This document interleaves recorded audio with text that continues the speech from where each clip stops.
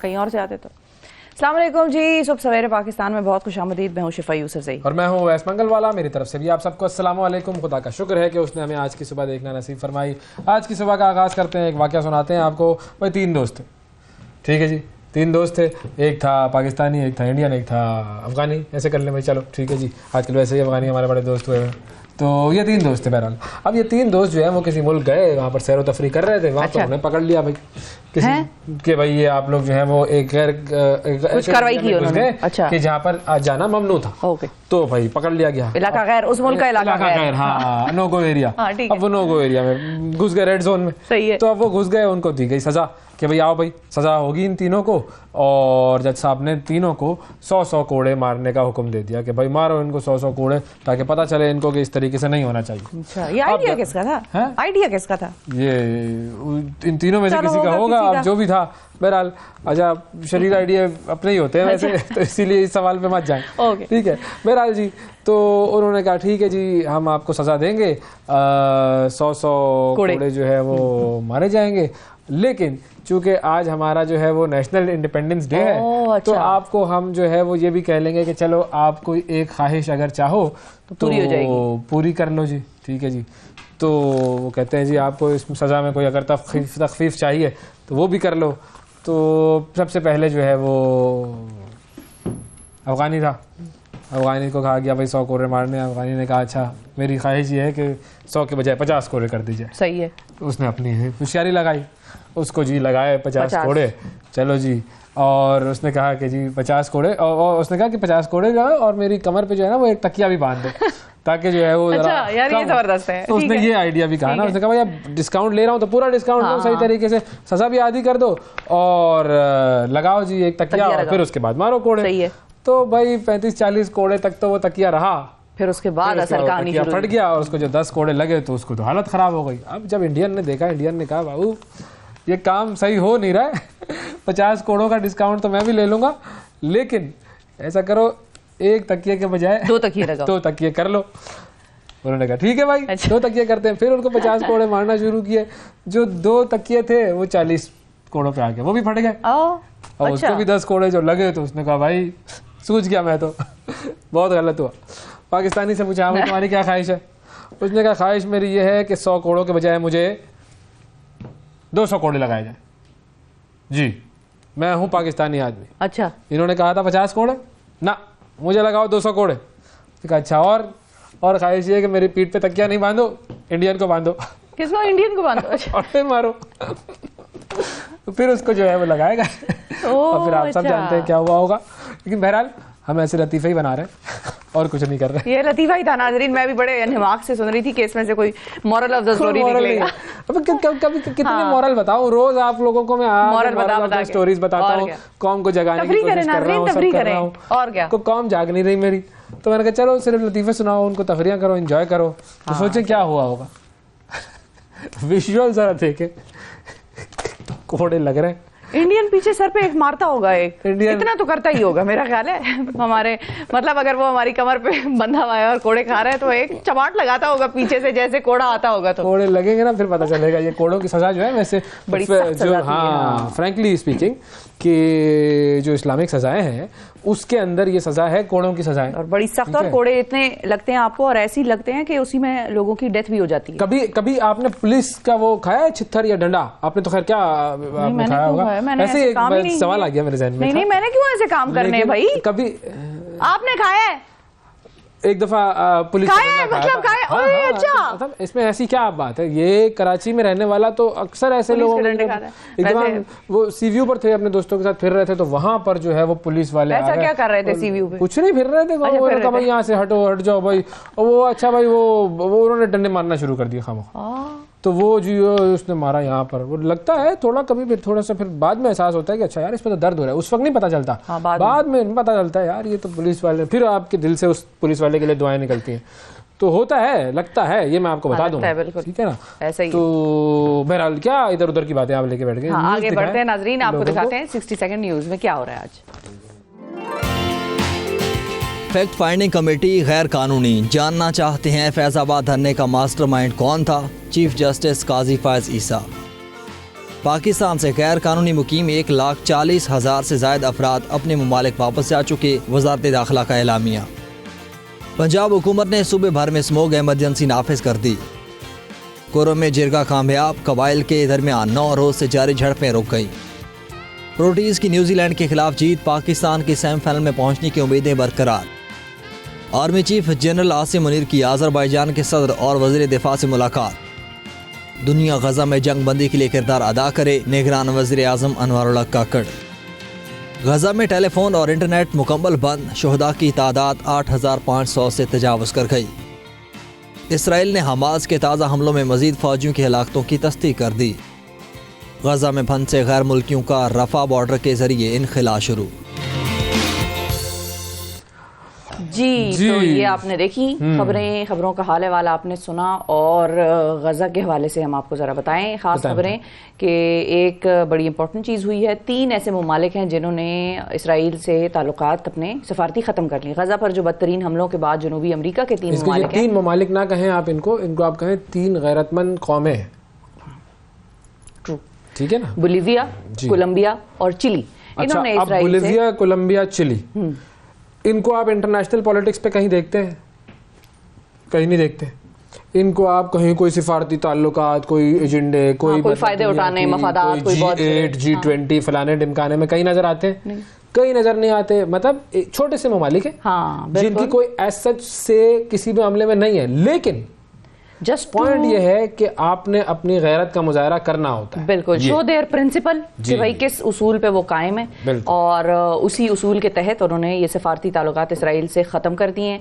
Bolivia पहला लातीनी अमरीकी मुल्क बन गया है जिसने गजा की पट्टी में फौजी कार्रवाई पर इसराइल से सफारती ताल्लुकात तोड़ लिए। ये पहला मुल्क है। आप अंदाज़ा लगाएं, बड़े बड़े ऐसे मुल्क हैं जिसमें के मुसलमान ममालिक भी टेक्निकली कुछ हद तक शामिल हैं, और उनको भी ऐसा एहसास नहीं हुआ। सफारती ताल्लुकात किसने तोड़े? तुर्की के चल रहे हैं अभी तक, बड़े बेहतरीन चल रहे हैं भाई। तुर्की के तो, लेकिन उन्होंने तो सफीरों को वैसे निकाल दिया है, पता नहीं उनका क्या होता है।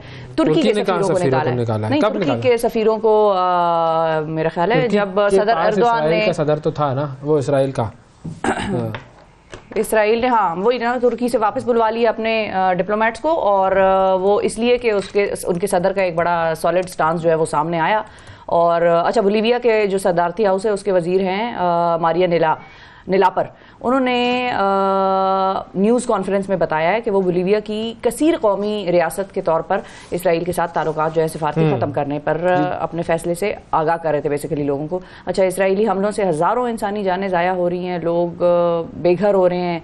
आज 12 मैंने एक खबर वो भी देखी गजा में कि गजा में इमदादी जो ट्रक हैं वो उनकी एंट्री हुई है आज, तो अल्लाह करे कि उनसे कुछ फ़ायदा हो वहाँ के हमारे लोगों को। अच्छा, सदारती हाउस के वज़ीर ने यह भी कहा है कि इसराइल इंसानियत के ख़िलाफ़ जराइम में मुलविस है और हम इसराइल से गज़ा पर हमले रोकने का मुतालबा करते हैं। दूसरी जानिब बोलिविया के जो खारजा उमूर के नायब वज़ीर हैं, उनका कहना यह था कि उन्होंने फ़ैसला इसराइल के जारहाना और गैर मुतनासिब फौजी हमलों की मजम्मत करते हुए किया है। ये बेसिकली हमारी तरफ से एक मजम्मती कार्रवाई थी। अच्छा, इसराइल से बेसिकली तुर्की ने 4 दिन पहले अपने डिप्लोमेटिक रिलेशंस के ऊपर रीअसेसमेंट करते हुए अपने डिप्लोमेट्स को वहां से बुलाया। हाँ, उन्होंने वापस, अच्छा वैसे आपने ये बात कर दी तो हम बुला रहे हैं। बिल्कुल, वैसे वरना बैठे हुए थे वो 4 दिन पहले तक।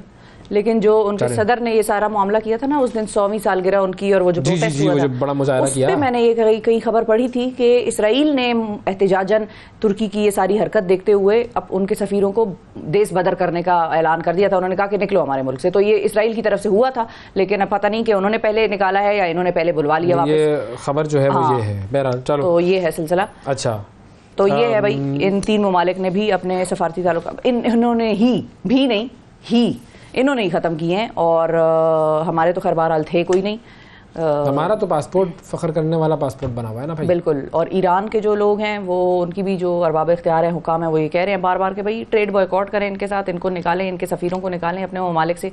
तो ईरान का भी बड़ा सॉलिड एक स्टांस आया हुआ है। यमन के बारे में हमने कल आपको बताया था कि यमन ने तो कहा है, यमन की एक और कार्रवाई बताता हूँ मैं अभी, पहले भारत की बता दूँ अगर आप मुझे इजाज़त दें। जी ज़रूर। तो बड़े ही नामवर शायर हैं भारत के, जो फुलझड़ियाँ छोड़ते रहते हैं पाकिस्तान में भी आके उन्होंने फुलझड़ी जावेद अख्तर, उन्होंने इसराइल में जो इसराइल की गज़ा पे बमबारी है उस पर शदीद तनकीद की है। एक्स पर उन्होंने लिखा कि इसराइल हिरोशिमा और नागासाकी का जवाब पेश करके गज़ा के बेबस शहरियों पर मुसलसल बमबारी कर रहा है और नाम नहाद सिविलाइज दुनिया इसराइल की बात सुन रही है। ये वो लोग हैं जो हमें इंसानी हुकूक का सबक पढ़ाते हैं। और अच्छी खासी रीच हुई है इनके इस ट्वीट की और बहुत सारे लोगों ने तनकीद भी की है और ज़ाहिर है वो तो हर आदमी अपना वहाँ पर व्यू देता है। लेकिन इन्होंने जो बात की है वो बात बिल्कुल पॉजिटिव सॉलिड बात है, बड़ी अच्छी बात है। बस बात ये कि बात तो सही है लेकिन कश्मीर के हवाले से भी जरा सही बातें कर लो, आंखें खोलो चाचा। वो तो अब कर नहीं सकते। हाँ वो कर नहीं सकते बिल्कुल। तो लेकिन ये है कि चलो कम से कम कुछ तो बोले और सही बोले, कुछ तो बोले। I appreciate him for that, thank you sir. एक और वीडियो आई है वो बड़ी अजीब सी वीडियो है। इसराइली फौजी जो है वो मार रहे हैं यहूदियों को। हैं? जी जी जी जी जी ये कुछ जी बिल्कुल, इसराइली फौजी जेरूसलम में यहूदियों को मार रहे हैं और बड़े दनादन मार रहे हैं। ये वीडियो देखें आप किस तरीके से इनको मार रहे हैं ये।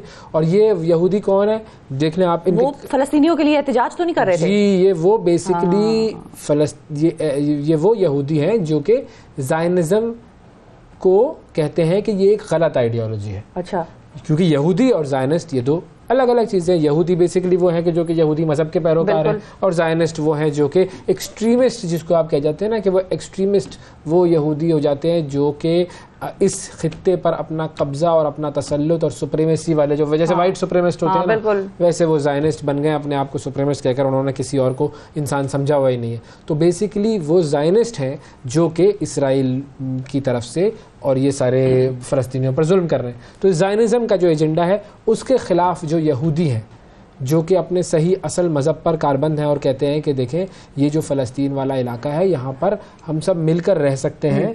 इस इलाके में क्रिश्चियनों ने कत्ले-आम किया था यहूदियों का और उसके बाद मुसलमानों ने इस इलाके में उन्हें पनाह दी थी, तो हमें उन मुसलमानों के साथ किसी किस्म का जुल्म नहीं करना चाहिए और इस खित्ते में अमन से रहना चाहिए। और ये वहाँ पर मौजूद थे और उसके बाद इसराइली फ़ौजियों ने इनको मारा। ये बेसिकली ज़ायनिस्ट आइडियोलॉजी है जो कि नेतन्याहू और ये सारे जो इनके जो लोग हैं वो ज़ायनिस्ट आइडियोलॉजी के फॉलोअर्स बन गए। एंटी सेमिटिज़म इन्होंने बना दिया है ना एक लफ्ज़ कि आप किसी पर तनकीद करें तो वो कहते हैं यहूदी पर, तो वो कहें कि जी ये तो एंटी सेमिटिज़म है। तो भाई ये एंटी सेमिटिज़म जो है ना वो एक अलग चीज़ होती है। हाँ, वो अलग चीज़ होती है। कोई आपके मज़हब को कोई चैलेंज नहीं कर रहा, कोई खामखा क्वेश्चन नहीं कर रहा। जो आपका बिलीफ है वो आपका बिलीफ है, हमारा बिलीफ है हमारा बिलीफ है। We respect your religion and your beliefs, you respect our religion and our beliefs. West Jerusalem में ये वाक़या पेश आया है और वहाँ पर ये चल रहा था।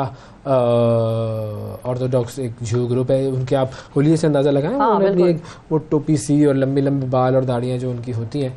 और अच्छा एक इंटरेस्टिंग चीज़ ये है कि जो इनकी भी इबादतें वही होती हैं, सजदा करने वाली हमारे जैसी बड़ी मिलती जुलती हैं। जी बिल्कुल, सब ज़मीन पर सजदा करते हैं। और अच्छा इनका वो कोशर मीट का भी जो कॉन्सेप्ट है वो भी हमसे बहुत मिलता है।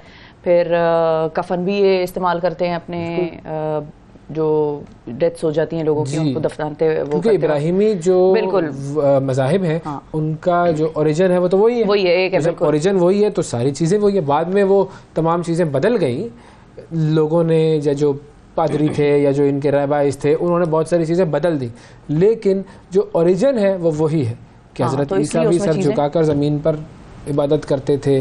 हज़रत इब्राहीम ने भी यही किया। हम मुसलमानों की तरफ से भी हज़रत मोहम्मद सल्लल्लाहु अलैहि वसल्लम ने जब इबादत का तरीका सिखाया तो नमाज में सजदे का वही तरीका है, लेकिन बस वो खैर चीज़ें बदल गई हैं और फिर उसके बाद ये एक्सट्रीमिज़्म पर आ गए। एक वीडियो जो यमनी वाली मैं बता रहा था आपको, बताएं।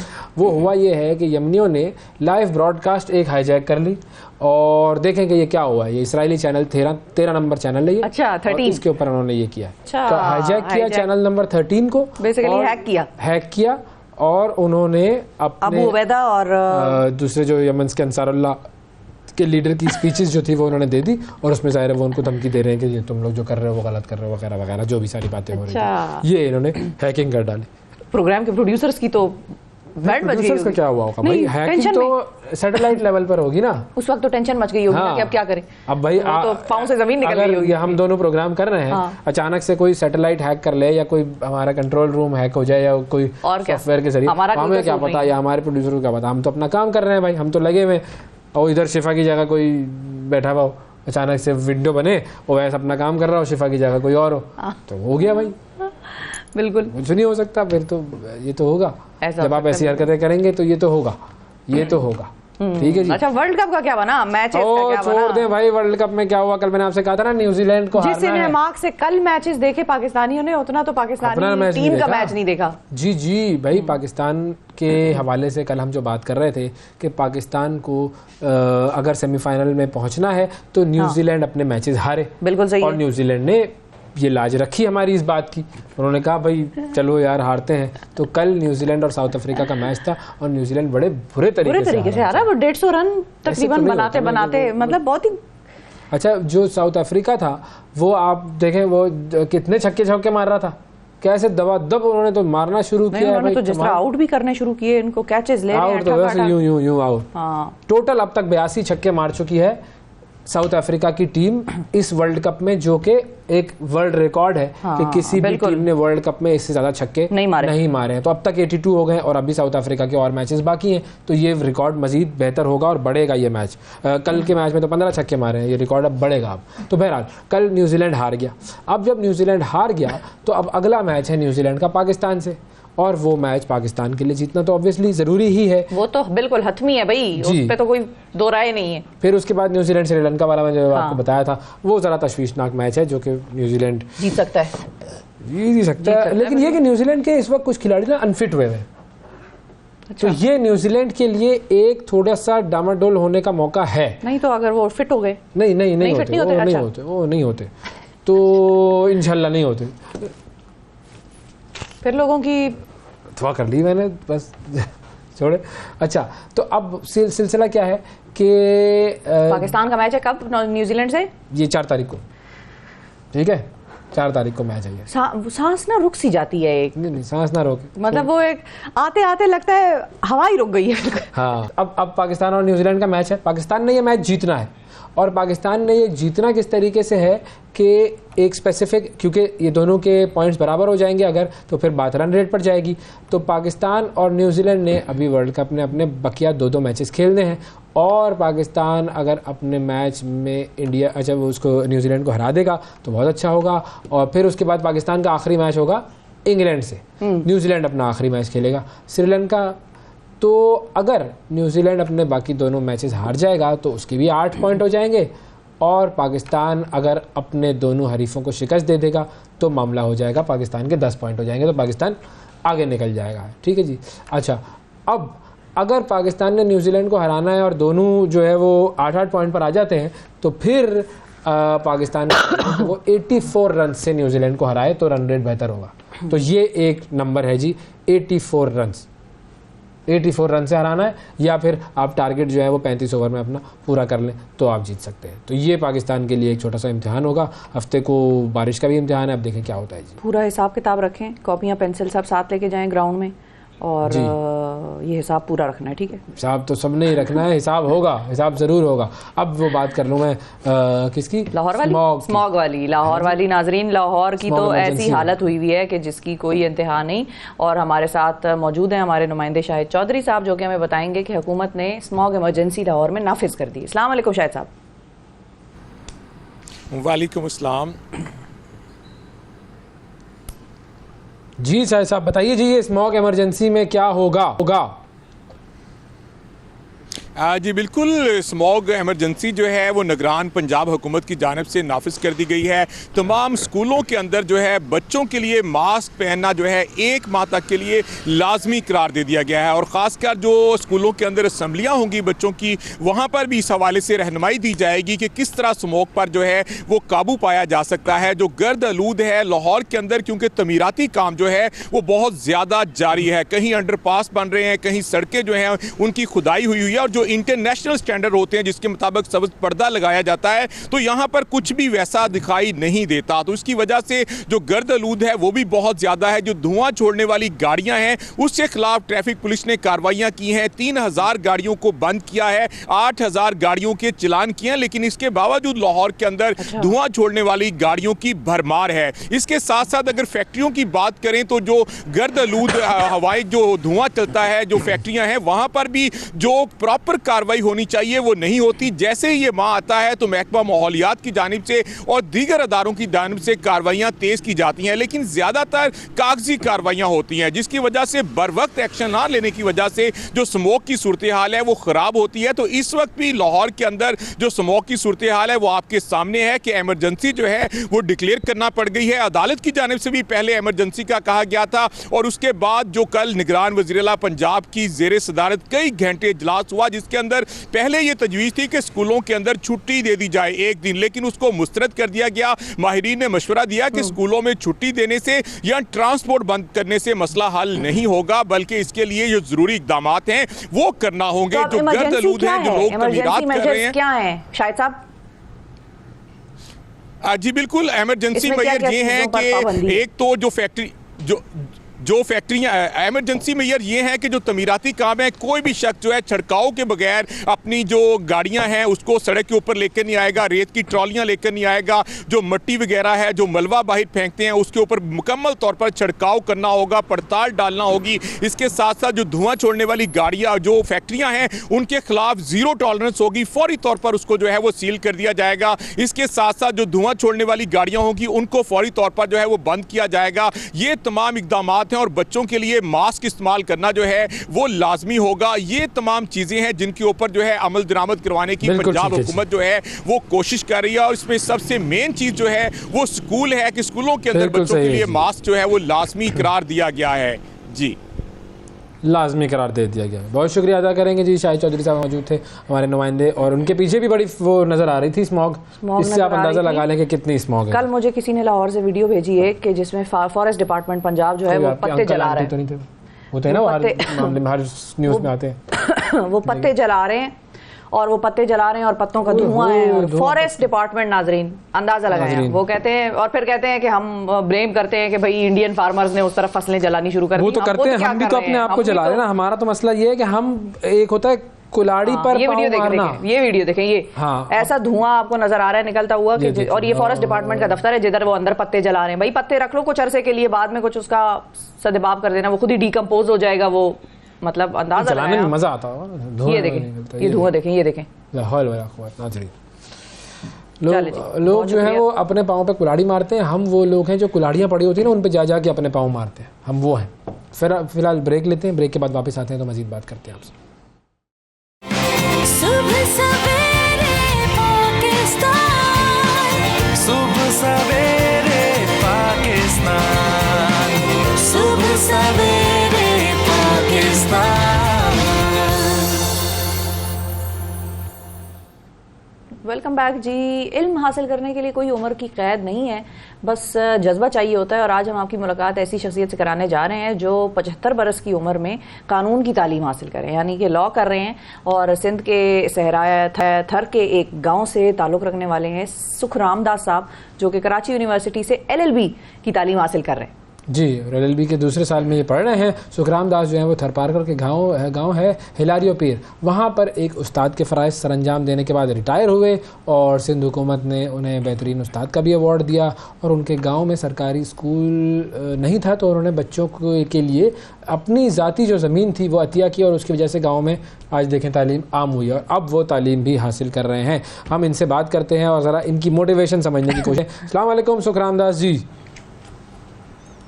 जी वालेकुम सलाम भाई। सर तो आपकी उम्र है 75 साल, ये कंफर्म है जी? बिल्कुल, हम कोई कमी ज्यादती तो नहीं कर रहे इस उम्र में? जी जी। अच्छा, और 75 साल की उम्र में आप पढ़ रहे हैं लॉ, तो ये लॉ पढ़ने का ख्याल आपको कैसे आया इस उम्र में? बस बैठे थे, वैसे मैंने ग्रेजुएशन जो 71 में किया और उसके बाद कुछ अपने देहात में ज़मीनात के मसले थे, उन पे कोर्टों में जाते थे। फिर हमने ये सोचा कि हम खुद LLB कर लें और अपने जो मुकदमे हैं वो आप लड़ें। इसकी वजह से हमें ये ख्याल आ गया और इंसानियत के बुनियाद पे खिदमत करने का यही मौका मिलता है, LLB करने से ही मौका मिलता है। बिल्कुल सही बात है। बिल्कुल ऐसा ही। लेकिन लॉ की क्यों सिलेक्शन किया आपने, कानून? क्योंकि वो अपने मुकदमे थे ना उनके, ठीक है, अपने मुकदमे लड़ने थे, तो उन्होंने कहा कि भाई लॉ पढ़ लिया जाए, ये अच्छा है। नहीं। तो फिर उसके बाद अब आपका जो लॉ है वो कहाँ तक पहुँचा है? जी हेलो। अब आपका जो लॉ की जो तालीम है वो कहाँ तक पहुँची है? बस दूसरा साल जो है उसका इम्तिहान दिया है, 3 साल का, फिर 3 साल के प्रोग्राम में दाखिला ली और अब 1 साल पर रह गया है, आखिरी साल। 3 साल का प्रोग्राम है। अच्छा, 2 और साल मुश्किल लग रहा है हो गए हैं। आपको? क्योंकि कानून तो मुश्किल है। नहीं, बिल्कुल मुश्किल है। वैसे तो मैं तो टीचर रहा हूँ, मेरा दायरा जो है वो क्लासरूम तक था, लेकिन LLB के जो किताब हैं, ज़मीनात के मामलात में हमने काफ़ी कुछ जान पहचान थी और थोड़ी दिलचस्पी हो गई, उस वजह से जिस भी बात पर दिलचस्पी है वो मुश्किल नहीं होता, वो काम मुश्किल नहीं होता। सही। अच्छा, आप ये बताएं कि देखिए एक एज जो होती है, उस एज में इंसान कहता है कि भाई अब तो रिलैक्स करूंगा मैं, अब छोड़ो, अब क्या काम करना, अब क्या पढ़ना। ज़्यादातर लोग जो है वो इस तरीके की ही बात करते हैं। तो उन लोगों में और आप में क्या फ़र्क है? वो मोटिवेशन जो है उसमें फ़र्क क्या है, और वो लोग ऐसे क्यों हो जाते हैं? जी बस अब ऐसा है कि मैंने देखा कि जो देहात के अनपढ़ लोग हैं उनके साथ बहुत ज़्यादा होती रहती है और उनको रिलीफ देने के लिए कोई बंदा तैयार नहीं है। मैंने सोचा कि मैं LLB करके अदालती निज़ाम में उनका साथ दूं और उन्हें रिलीफ दिलवाऊं।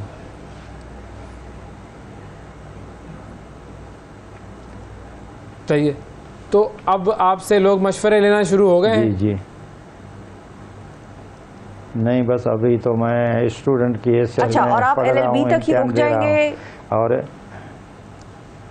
या बस LLB के बाद मैं जी इम्तिहान देने के बाद देखूंगा कि आगे क्या करना है और क्या नहीं करना है। वो LLM भी कर सकते हैं। आपके जो घर वाले हैं जो सही है जी हाँ, आपके घर वालों का ज़रा हमें बताएं कि आपकी बीवी, आपके बच्चे, उनके भी बच्चे होंगे माशाल्लाह से, उनका क्या रिस्पांस है इस पूरे आपकी तालीमी सिलसिले पर? बस तालीमी सिलसिले में क्या कि मैं तो देहात में रहने वाला था, वहाँ कोई तालीम की सहूलत नहीं थी। हमने प्राइमरी भी दूर दराज इलाके में पढ़ी, प्राइमरी तक पढ़ा और उसके बाद मैट्रिक किया। मैट्रिक करने के बाद मीरपुर खास टंडो जान मोहम्मद कॉलेज थे, उनमें दाखिला ली और टीचर रहने की वजह से मैंने बहुत कोशिश की। अपने और गांव के जो लोग या बच्चे थे उनको अपने साथ रह के उनको तालीम दिलवाई। अब वो ज़्यादातर बरसरे रोज़गार हैं और मेरे बच्चे भी माशाल्लाह अपने अपने तौर पर रोज़गार में लग गए हैं और जो मेरे औलाद की औलाद है वो भी पढ़ रही है और उन सब का उन सब को ये ताज्जुब हो रहा है कि मैं इस उम्र में LLB कर रहा हूँ। हाँ सही, बिल्कुल। और जो आपके साथी हैं, जो स्टूडेंट्स और जो आपके टीचर्स हैं, उनका क्या रिस्पांस होता है? बस वो भी जब वो ये बात सुनते हैं कि ये मैं LLB कर रहा हूँ कि यार ये तो हमें भी पहले बताते तो हम भी आपके साथ LLB करते, लेकिन टीचिंग लाइन के जो भाई बंदे हैं उनको कानून की तालीम का शौक़ कम होता है। और मैं तो ये अपनी जो ज़मीनें थी उनका मसला था, उनके बारे में जो केसों में उनकी वजह से मैंने तो ये लाइन, लेकिन ये लाइन तो मैंने सिलेक्ट की लेकिन देर से, बहुत देर से। अच्छा, लेकिन आपके जो अभी उस्ताद हैं जो आपको कानून की तालीम दे रहे हैं, उनका कैसा है रद्द अमल? वो क्या कहते हैं, हैरान होते हैं? बिल्कुल, वो तो कहते हैं कि भाई आप मुझे तो वो मुबारक देते हैं कि आप खुशकिस्मत है जो इस उम्र में आपको ख्याल आ गया तालीम हासिल करने का। और वो तो मुझे कहते हैं कि ये आपने बहुत बड़ा हिम्मत का काम किया है। वो दाद देते हैं, तारीफ करते हैं। सही बात है, बिल्कुल। ऐसे लोगों की हमारे साथ दूसरे भी इम्तिहान में थोड़ी मदद भी कर देते हमारे साथ कभी-कभी।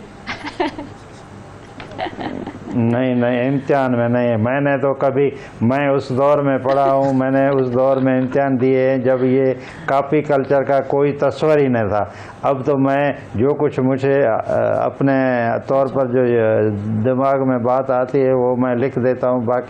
बाकी जो चीटिंग वगैरह का तस्वर ही नहीं है।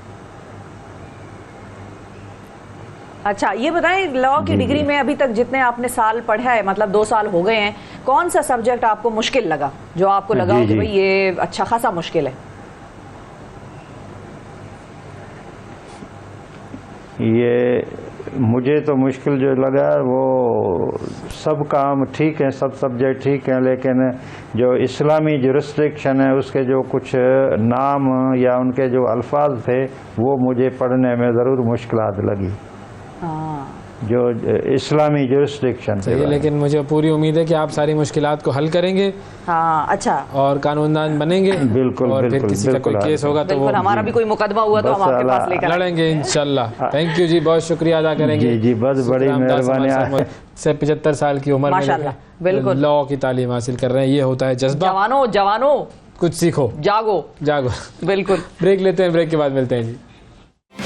सुबह सवेरे पाकिस्तान, सुबह सवेरे पाकिस्तान, सुबह सवेरे पाकिस्तान। वेलकम बैक जी। बात करते हैं कि फ़लस्तीन और इसराइल तनाज़े की वजह से जो इंटरनेशनल इकनॉमिक्स है उस पर क्या इफेक्ट पड़ेगा और दुनिया की माशी सूरत हाल क्या होगी, और पाकिस्तान को भी आजकल जो भी माशी मामलात हैं उनको किस तरीके से बेहतर करना चाहिए। हमारे साथ मौजूद हैं जी आफ्ताब सिद्दीकी साहब, जो कि बरतानिया में होते हैं, वहाँ की पॉलिटिक्स में भी इन्वॉल्व हैं और बैनुल-अक़वामी उमूर के माहिर हैं। अस्सलाम वालेकुम आफ्ताब साहब। My pleasure to be here. Thank you जी, बहुत शुक्रिया। आफ्ताब साहब, ये बताएं कि फ़लस्तीन और इसराइल की जंग की वजह से आपको क्या लगता है कि वर्ल्ड इकोनॉमी यानी कि दुनिया की आलमी मईशत जो है वो किस तरफ जा रही है, और इस पूरी सूरत हाल से मईशत पर, दुनिया की मईशत पर क्या फ़र्क पड़ेगा? I think it's a very good question. देखिए, कहीं भी जब इतना बड़ा अनरेस्ट आता है और इतना आप समझ लें ह्यूमैनिटेरियन कैटास्ट्रोफी होती है, उसका इम्पैक्ट जो है इकोनॉमी पे पड़ता है। अच्छा, मशरिक़ वस्ता के हवाले से जैसे कि आपके नाज़रीन को भी इस चीज़ का काफ़ी अदारक होगा कि ऑयल की जो सप्लाईज़ हैं वो एक बहुत इम्पॉर्टेंट एलिमेंट है इन वर्ल्ड इकोनॉमी। तो अब ये समझा जा रहा है कि ये जो सूरत हाल है, जिस तरह ये चल रही है और जिस तरह बेसिकली एक नेक्स्ट लेवल के ऊपर अब सूरत हाल जा चुकी है, तो उसमें ऑयल की सप्लाईज के ऊपर एक मुतासिर हो सकती हैं। और याद रहे कि पिछले कुछ अरसे से oil has been very expensive और थोड़ी सी मार्केट नीचे भी आई, लेकिन जब भी अनसर्टेनिटी होती है तो ऑयल की प्राइसेस ऊपर चली जाती हैं। और अनसर्टेनिटी अगर मिडिल ईस्ट में हो तो उसका और ज़्यादा डायरेक्ट इम्पैक्ट आता है। तो अब ये देखेंगे बेसिकली इस वक्त की सूरत हाल क्या है कि कैसे ये कर्टेलमेंट होती है, because I think important thing world economy is के this needs to be curtailed. हम एक फुल फ्लैश जंग के मुतहम्मिल नहीं हो सकते, और उसकी 2 वजूहत है। एक ये है कि already economic situation world over काफ़ी सूरत हाल काफ़ी संगीन है। एनर्जी प्राइसेस बहुत ऊपर हैं थ्रू आउट द वर्ल्ड, बशमूल पाकिस्तान, बशमूल बरतानिया, बशमूल basically entire Europe. Energy prices बहुत ऊपर हैं। इस प्रॉब्लम की वजह से एनर्जी प्राइसेस ऊपर और जा सकती हैं। दूसरा जो सबसे बड़ा बेसिकली चैलेंज है वो ये है कि जो इंसानी जानों का नुकसान है और जो इनोसेंट सिविलियंस जो उसमें मर रहे हैं, उसका बेसिकली कोई भी किसी किस्म का आप समझ लें कि जस्टिफिकेशन नहीं है। तो वो ये 2 चीज़ों की वजह से मैं समझता हूँ कि हमें बहुत जल्दी world leader have to sit together and try to de-escalate this. सही। अच्छा, अब पाकिस्तान की अगर हम बात करें तो पाकिस्तान को इकोनॉमिकली इस वक्त आप कहाँ पर देखते हैं, और क्या मेजर्स ऐसा हैं कि जो कि पाकिस्तान अपनी इकोनॉमिक रिवाइवल के लिए ले सकता है? आई थिंक उवैस ये बड़ा पर्टिनेंट क्वेश्चन है और ये आई थिंक आपकी अपनी बहुत इसके ऊपर स्टडी है कि हम एज अ नेशन काफ़ी अरसे से इकोनॉमिक टर्मोइल का शिकार हैं। अच्छा, उसकी आप समझ लें कि कुछ हमारे direct economic I would say imbalances हैं सिस्टम के अंदर। दूसरा ये कि जो रीजनल कॉन्फ्लिक्ट हैं, मैं इशारा कर रहा हूँ इस वक्त अफगान वॉर की तरफ, तो हम तकरीबन पिछले 20 साल से एक वॉर इकॉनमी का हिस्सा थे। उस दौरान आई थिंक दुनिया में काफ़ी चीज़ें चेंज हुई। हमने आप देखा कि इंटरनेट रेवोल्यूशन आया। अब आईटी रेवोल्यूशन के अंदर आपने देखा कि हमारे पड़ोसी मुल्क की जो टोटल एक्सपोर्ट्स हैं वो तो बहुत ज़्यादा हैं, लेकिन उनकी आईटी की एक्सपोर्ट भी हमारी टोटल एक्सपोर्ट से ज़्यादा है। तो हमने एक तरह से वो जो इंटरनेट रेवोल्यूशन है वो मिस किया, हमारी यूथ ने मिस किया, बिकॉज हमारे लिए और कुछ नेशनल सिचुएशन जो है हमारी उस वक्त तवज्जो किसी और तरफ थी। लेकिन अब मैं ये समझता हूँ कि इस वक्त वैसे जो इंटरनेशनली जो सिचुएशन बन रही है वो ये हो रहा है कि एक आप समझ लें कि एनवायरमेंटल इकोनॉमिक रेवोल्यूशन इस वक्त दुनिया के अंदर रवां दवां है। It is unfolding in front of our eyes. हो ये रहा है कि हर दुनिया का जो तरक्की याफ्ता मुल्क है और आई वुड से डेवलपिंग कंट्रीज ऑल्सो, वो ये करना चाह रहे हैं कि किसी भी सूरत से वो अपनी जो कार्बन एमिशंस हैं या वो है कार्बन इंटेंसिटी है अपने पूरे इकोनॉमिक सॉर्ट ऑफ उसकी मॉडल की, उसको कम करें। अच्छा, उसके लिए उनको ये चाहिए कि वो इलेक्ट्रीफाई करें हर चीज़ को। बेसिकली इलेक्ट्रिफिकेशन से गाड़ियाँ चलें, इलेक्ट्रिफिकेशन से सीमेंट प्लांट चलें, इलेक्ट्रिफिकेशन से स्टील इंडस्ट्री चले। आई थिंक उसकी जो एक आप समझ लें फोकस है वो दुरुस्त हो चुका है कि सब इसी पे काम करें। अब उसमें देखिए पाकिस्तान एक जो है एक्सपोर्ट ओरिएंटेड कंट्री है, हमारे पास इसके अंदर अपॉर्चुनिटी भी है, चैलेंज भी है। ऐसा ही है। और चैलेंज मैं पहले बताता चलूँ वो ये है कि आगे चल के ये होगा कि एक कार्बन टैक्स आ जाएगा, तो हम जो भी अपनी टेक्सटाइल एक्सपोर्ट करते हैं उस पर यह सूरत हाल हो सकती है कि जी ये इसमें इतना कार्बन जो है वो एमिट हुआ है एनवायरनमेंट में, तो इस पर एक टैक्स लगेगा आपकी प्रोडक्ट के ऊपर, वो बेसिकली आपकी प्रोडक्ट को अनकॉम्पिटिटिव कर देगा। हाँ, महंगा कर देगा। लेकिन दूसरी अपॉर्चुनिटी ये है इस वक्त वैस कि वो ये है कि दुनिया इस वक्त देख रही है कि हमें लिथियम मिल जाए, हमें कॉपर मिल जाए, हमें कोबाल्ट मिल जाए, हमें रेयर अर्थ मिल जाए। ये जो मिनरल्स हैं, मेटल मिनरल्स जिसे हम कहते हैं, इसकी इस वक्त सख्त ज़रूरत है, बहुत बड़ी शॉर्टेज है। There is not enough lithium in the world to electrify all the cars we need to electrify to reduce the emissions in the environment. उसके लिए आई थिंक कि पाकिस्तान पे एक अल्लाह ताला का करम है, हमारे पास ये एक साइंटिफिक कंसेंसस है कि ये हमारे पास मादनियात पाकिस्तान में पाए जाते हैं। डेरा गाजी खान, गिलगित बिल्तिस्तान, बलूचिस्तान, इस पूरे काइंड ऑफ एरिया के अंदर ये एक काइंड ऑफ कंसेंसस मौजूद है कि ये चीज़ें हैं, लेकिन एक्सप्लोर नहीं हो सकी। तो पाकिस्तान को इस इकोनॉमिक टर्मोइल से निकलने के लिए एक नेशनल लेवल का एक आप समझ लें कि वो लेना पड़ेगा एक एक्शन, जिसमें आप ये मादनियात को आप वसाइल को आप बरूएकार लाएं, मादनियात को फाइंड करें, इनको माइन करें, इनको निकालें और बेसिकली इंटरनेशनल आप समझ लें कि जो इदारे हैं उनके साथ आप इंगेज हों और रिफाइनरीज यहाँ पे लगाएं। ये रॉ मटेरियल यहाँ से ना चला जाए, ये बड़ा इंपॉर्टेंट है बेसिकली कि रिफाइनरीज यहाँ होनी चाहिए, ये रिफाइन होकर वैल्यू एडेड प्रोडक्ट के तहत पाकिस्तान से एक्सपोर्ट हो। And I am telling you at this point of time जहाँ मैं बैठा हूँ बेसिकली इंटरनेशनल मार्केट्स के अंदर, आप कोई भी कंट्री जो इस तरफ एक स्टेप लेती है तो IMF, world bank, state department, Chinese investment, everybody is sort of willing to partner with that country, and Pakistan needs to get a seat on the top table, and this is your route to the top table of economic आप समझ लें decision making globally, कि आपको ये एक basically मौका मिलेगा कि आप एक जो वर्ल्ड आप समझ लें कि जो इकोनॉमिक रेवोल्यूशन आ रहा है in reducing in having developing a better environment, उसमें उसका आप हिस्सा सही है। अच्छा, हमारे शॉर्ट टर्म मेजर्स क्या होने चाहिए? ज़ाहिर है जो आपने बात की है उसमें टाइम भी लगेगा और वो कुछ लॉन्ग टर्म मेजर्स भी हैं, लेकिन शॉर्ट टर्म मेजर्स क्या होने चाहिए? बहुत सारी चीज़ें हमको लॉन्ग टर्म पॉलिसीज़ में पे ऑफ करेंगी, लेकिन अगर फौरी तौर पर उनका फ़ायदा चाहिए तो फिर शॉर्ट टर्म में क्या किया जाए? हेल्थ पॉलिसीज़ हमारी फेल हो रही हैं, एजुकेशनल पॉलिसी हमारी फेल हो रही है, अब ये सारी शॉर्ट टर्म पॉलिसीज़ का इम्पैक्ट आना ज़रूर है लॉन्ग टर्म पे, तो शॉर्ट टर्म क्या हो हमारा? I think it's a very important question. अब इशू बेसिकली यही है कि शॉर्ट टर्म में इस वक्त जो ग्लोबल इकोनॉमिक सिचुएशन है वो इतनी इस वक्त आई थिंक डायर है because of the Ukraine war. आप समझ लें कि हम इस वक्त कमोडिटी सुपर साइकिल का हिस्सा हैं। कमोडिटी सुपर साइकिल मीन्स कि आपकी हर कमोडिटी बहुत महंगी हुई है। गैस LNG बहुत महंगी हुई है, कोल बहुत महंगा था, अब थोड़ा सा बेहतर हुआ है, लेकिन स्टिल इट्स एक्सपेंसिव। तो एक वो सूरत हाल हो गई है कि आपकी सारी जो आपकी बेसिकली मेन चीज़ें जिनसे आप बिजली प्रोड्यूस करते हैं वो महंगी हो गई है, ठीक है। तो शॉर्ट टर्म में उसका पाकिस्तान जैसा मुल्क तो आई थिंक उस पर इम्पैक्ट नहीं ला सकता। दूसरी जो सूरत हाल ये हुई है कि, और ये पहली दफ़ा है कि कमोडिटीज़ भी ऊपर गई हैं और आपके इंटरेस्ट रेट भी ऊपर गए हैं। ये पहले कभी ये दोनों चीज़ें एक साथ जो है ना, एक मतलब with in the same time period ऊपर नहीं गए। अच्छा, जो इंटरेस्ट रेट है वो एक्सपेक्टेड था जाने का, बिकॉज बहुत अरसे से वेरी लो इंटरेस्ट रेट थे और ये एक्सपेक्टेड था कि बैक टू द मीन आ जाएंगे या back to sort of normalisation की तरफ आ जाएंगे, लेकिन ये कि ड्यू टू आप समझ लेंगे जियो पॉलिटिक्स वो भी ऊपर चले गए। तो अब शॉर्ट टर्म मेजर्स मैं समझता हूँ कि आई थिंक पाकिस्तानी कौम जो है वो बड़ी स्ट्रॉन्ग कौम है। they have gone through a lot of turmoil. I can tell you, West के अंदर किसी भी मुल्क के ऊपर इतने टर्मोइल आते हैं तो बहुत ख़तरनाक सूरत हाल हो जाती है। लेकिन ये कि मिनहातुल कौम हम में ये स्ट्रेंथ है कि हम थोड़ा सा बर्दाश्त कर सकते हैं, या हमारी कुव्वत बर्दाश्त ज़्यादा है, या हमारे काइंड ऑफ हम किसी भी सूरत हाल से हम घबराते नहीं हैं basically. I think that's what is a thing.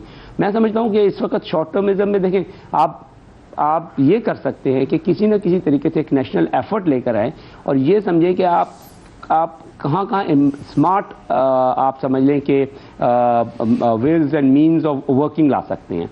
आप अपनी जो हमारी जो ब्यूरोक्रेसी है, ब्यूरोक्रेसी को अपने वो जो एक पुराना जो एक मॉडल है कि जो excuse me for my terminology, but अंग्रेज का छोड़ा हुआ जो निज़ाम है उससे ब्यूरोक्रेसी को निकलना पड़ेगा, बिल्कुल, बिकॉज उसने पाकिस्तान को बहुत ज़्यादा नुकसान पहुंचाया है। हमारी ब्यूरोक्रेसी को एक सर्विस ओरिएंटेड ब्यूरोक्रेसी पड़ेगा। आपको एक नए इनोवेटिव आप समझ लें कि वो लाने पड़ेंगे, क्या कहते हैं, मेजर्स, जिसकी वजह से आप बेसिकली आप इन शॉर्ट टर्म कोई रिलीफ दे सके। फॉर एग्जांपल, आपको देखना पड़ेगा कि आप कितनी तेज़ी के साथ आप सोलर प्लांट्स को कितनी तेज़ी के साथ आप समझ लेंगे, उसको हम कहते हैं micro solar generation. Micro solar generation को आप प्रमोट करें। लोगों को सबसे बड़ा मसला इस वक्त बिजली और बिजली के बिल्स का है, तो आप उसको प्रमोट करें कि आप किसी तरीके से आप उसको लेकर आए, उसको इंसेंटिवाइज करें, ताकि लोग जो फॉसिल फ्यूल से बनी हुई बिजली है उसकी तरफ ना जा सकें। लेकिन उसके लिए ब्यूरोक्रेसी को एक काइंड ऑफ अपने वो जो एक पुराना वो जो एक हदो खाल है उससे बाहर आना पड़ेगा आई थिंक, एंड कुछ बोल्ड मेजर्स लेने पड़ेंगे। एक चीज़ ये, दूसरा ये है कि एक हमारी यहाँ पे एक कॉर्पोरेट फार्मिंग की एक बहुत बड़ी इस वक्त डिस्कशन चल रही है। This is all kind and good. I think it's a very technically very challenging exercise, but the thing is कि हमें जब हम इस पे करने जा रहे हैं और एक नेशनल कंसेंसस हो गया है कि हमने ये करना है, तो फिर हमें ये देखना चाहिए कि हम वो करें जो एक वैल्यू एडेड प्रोडक्ट हो। This could be sort of looking at what we are planning to do, it should be based on organic farming. इसको आप बेसिकली ना लेके जाएं एक ट्रेडिशनल फार्मिंग में, बिकॉज इंटरनेशनल वर्ल्ड जो है ट्रेडिशनल प्रोडक्ट लेना बंद कर देगी, और उसकी भी प्रोसेसिंग भी पाकिस्तान में होनी चाहिए कि आप वैल्यू एडेड प्रोडक्ट आगे भेजें। So that's how I see it. Sorry, कोई short term measure I think where we are it's very difficult. बिल्कुल ठीक है जी, बहुत शुक्रिया अदा करेंगे जी। आफ्ताब सिद्दीकी साहब हमारे साथ मौजूद थे, और जाहिर है जब जंगें होती हैं तो उसमें बड़े बड़े ममालिक इन्वॉल्व होते हैं, नुकसान छोटे ममालिक का होता है, नुकसान इकॉनमी का होता है, नुकसान आवाम का होता है, और उस नुकसान से बचने के लिए कुछ ऐसे मेजर्स लेने पड़ते हैं जिसको आप out of the box measures कहते हैं, आप out of the box strategies कहते हैं। अगर हम वो नहीं लेंगे तो बस फिर हम वहीं खड़े रहेंगे, बल्कि जहाँ खड़े हैं उससे भी पीछे हो जाएंगे। उस चीज़ की ज़रूरत है कि हम out of the box thinking करके कुछ इनोवेटिव सॉल्यूशंस की तरफ जाएं, और हम सिर्फ वो बातें ना करें कि हाँ हम ये कर देंगे, ये हो जाएगा, इस तरीके से रहेगा। बहुत सारी स्ट्रेटजीज़ बनानी पड़ेगी और प्रॉपर्ली उनको इम्प्लीमेंट करना पड़ेगा। ये है जी इकोनॉमिक्स की सूरत हाल, और शुक्रिया अदा करेंगे आफ्ताब सिद्दीकी साहब का। नाज़रीन, वक्फा लेते हैं, वक्फे के बाद दोबारा हाजिर होंगे, हमारे साथ रहिएगा। सुबह सवेरे पाकिस्तान, सुबह सवेरे पाकिस्तान, सुबह सवेरे पाकिस्तान।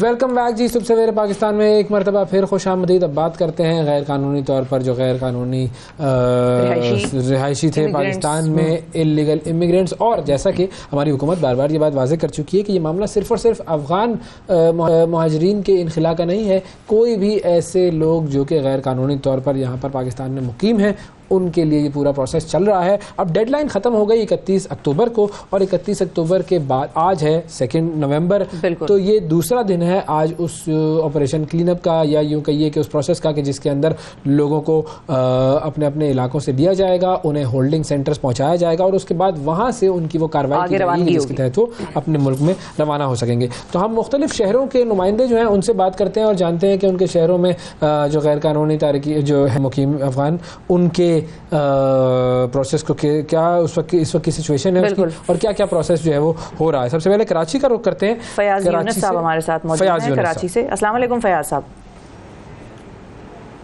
जी भाई इस्लाम जी। फयाज साहब बताइए, कराची में जो ऑपरेशन है वो कहाँ तक पहुँचा है, और कुछ खबरें ऐसी भी आ रही हैं कि शायद इतना कामयाब ऑपरेशन नहीं हुआ है कराची में। देखिए बिल्कुल, कराची में गैर कानूनी तौर पर मुकीम गैर मुल्कियों के ख़िलाफ़ ऑपरेशन का आज दूसरा रोज़ है। पहले रोज़ के दौरान कराची भर से सिर्फ 200 के करीब अफराद को हिरासत में लेकर होल्डिंग कैंप पहुंचाया गया था, जहां से आज उन्हें बलूचिस्तान और बलूचिस्तान के बाद अफगानिस्तान भेजा जाएगा। सबसे ज़्यादा जो गैर कानूनी तौर पर मुकीम अफगान बाशिंदे हैं उनके बारे में कहा जाता है कि ईस्ट के इलाके में गुज़िश्ता रोज़ जो ईस्ट के इलाके में पुलिस की जानिब से ऑपरेशन किया गया था, सिर्फ 54 अफराद को हिरासत में लिया गया था, जिनके पास ना तो शनाख्ती कार्ड था ना ही अफगान जो कार्ड था, जिसके बाद उनको हिरासत में लेकर फौरी तौर पर जो होल्डिंग कैंप है वहाँ मुंतकिल किया गया था। आज सुबह भी डिस्ट्रिक्ट ईस्ट के मुख्तलिफ इलाकों में सिराब गोट और सिराब गोट से अलासिफ स्क्वायर, जन्नत गुल और तमाम तर इलाकों में पुलिस की जानिब से ऑपरेशन किया जा रहा है। अब तक 50 से ज़ायद अफराद को हिरासत में लिया गया है। पुलिस के मुताबिक मजमूई तौर पर कराची में जो लोग रज़ाकाराना तौर पर अपने घरों का यहाँ से अफगानिस्तान गए उनकी तादाद 24,000 से ज़ायद है, लेकिन जो पुलिस, स्पेशल ब्रांच और दीगर इदारे बताते हैं कि तकरीबन 2 लाख के आसपास लोग कराची में गैर कानूनी तौर पर मुकीम है, जिनका डेटा पुलिस के पास और दीगर कानून नाफिज करने वाले इदारों के पास मौजूद है। पुलिस ने इस पहले ऑपरेशन को सॉफ्ट ऑपरेशन का नाम दिया। पहले मरहले में घर घर जाकर तमाम तर अफराद का डेटा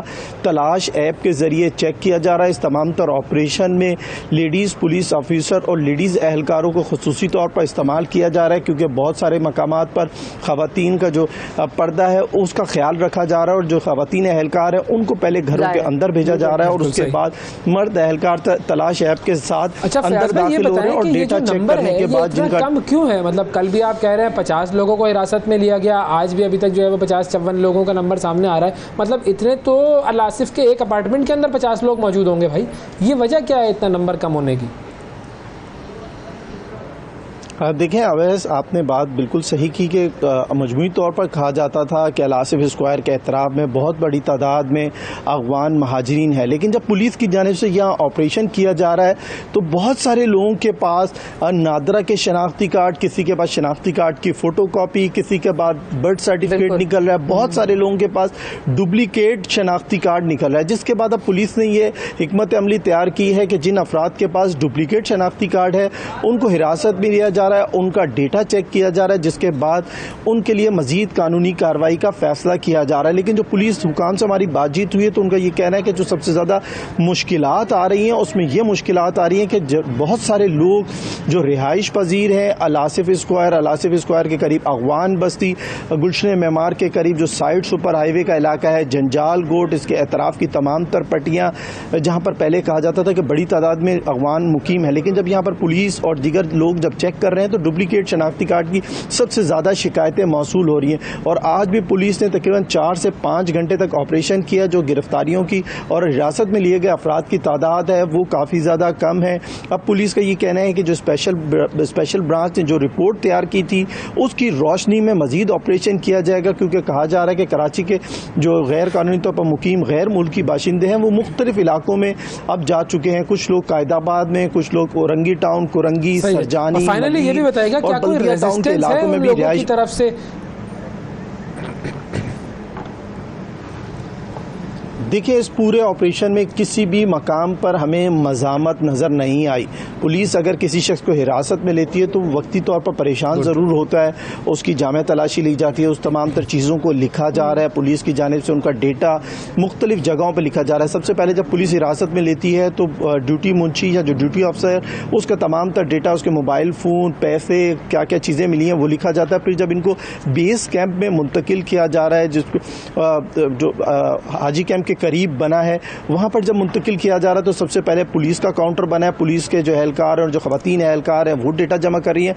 उसके बाद नादरा की मशीन है, नादरा का स्टाफ है, तमाम तर डेटा को कंप्यूटराइज किया जा रहा है। फिर FIA का काउंटर बना है, FIA के काउंटर के बाद उनके मेडिकल चेकअप किए जा रहे हैं। अगर किसी भी शख्स की कोई चीज़ या मिसबिहेव पुलिस एहलकार भी कर रहे हैं तो उन पुलिस एहलकारों को भी वार्निंग दी जा रही है कि आप इन लोगों को सिर्फ हिरासत में ले सकते हैं, किसी से आपको बदतमीजी करने की इजाज़त नहीं है। और ना ही बड़ी इंपॉर्टेंट बात यह है कि एक तो खवातीन पुलिस भी इसके अंदर इन्वॉल्व है ताकि किसी किस्म की बदमज़गी ना हो। खवातीन का जो ज़ाहिर है पर्दा और जो चादर और चारदीवारी वाला कॉन्सेप्ट है वो बिल्कुल पामाल नहीं होना चाहिए। और अगर जो डॉक्यूमेंटेशन जिन लोगों के पास है तो फिर तो वो ज़ाहिर है फिर हमारे अपने मामलात हैं, जिसके पास डॉक्यूमेंट है बिल्कुल उसमें तो उनका कोई मसला सच नहीं है, लेकिन हाँ उसमें उनका कोई ऐसा नहीं है। तो बिल्कुल फिर हमें ये देखना होगा कि नादरा ने जो डॉक्यूमेंट बना के दिए हैं क्या वो सही डॉक्यूमेंट हैं या वो नहीं है। वो फिर प्रोसेस जो है वो हमें अपने घर को भी मजबूत करना पड़ेगा। बिल्कुल। और इसके अलावा ये भी सवाल पैदा होता है, ये भी हम अपने नुमाइंदों से जानेंगे कि अब तरीकाकार क्या है। मतलब मिसाल के तौर पे जिनको वापस भिजवा रहे हैं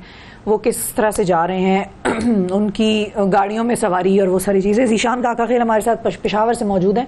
जी ज़ीशान बताइएगा। अस्सलाम वालेकुम। वालेकुम अस्सलाम। जी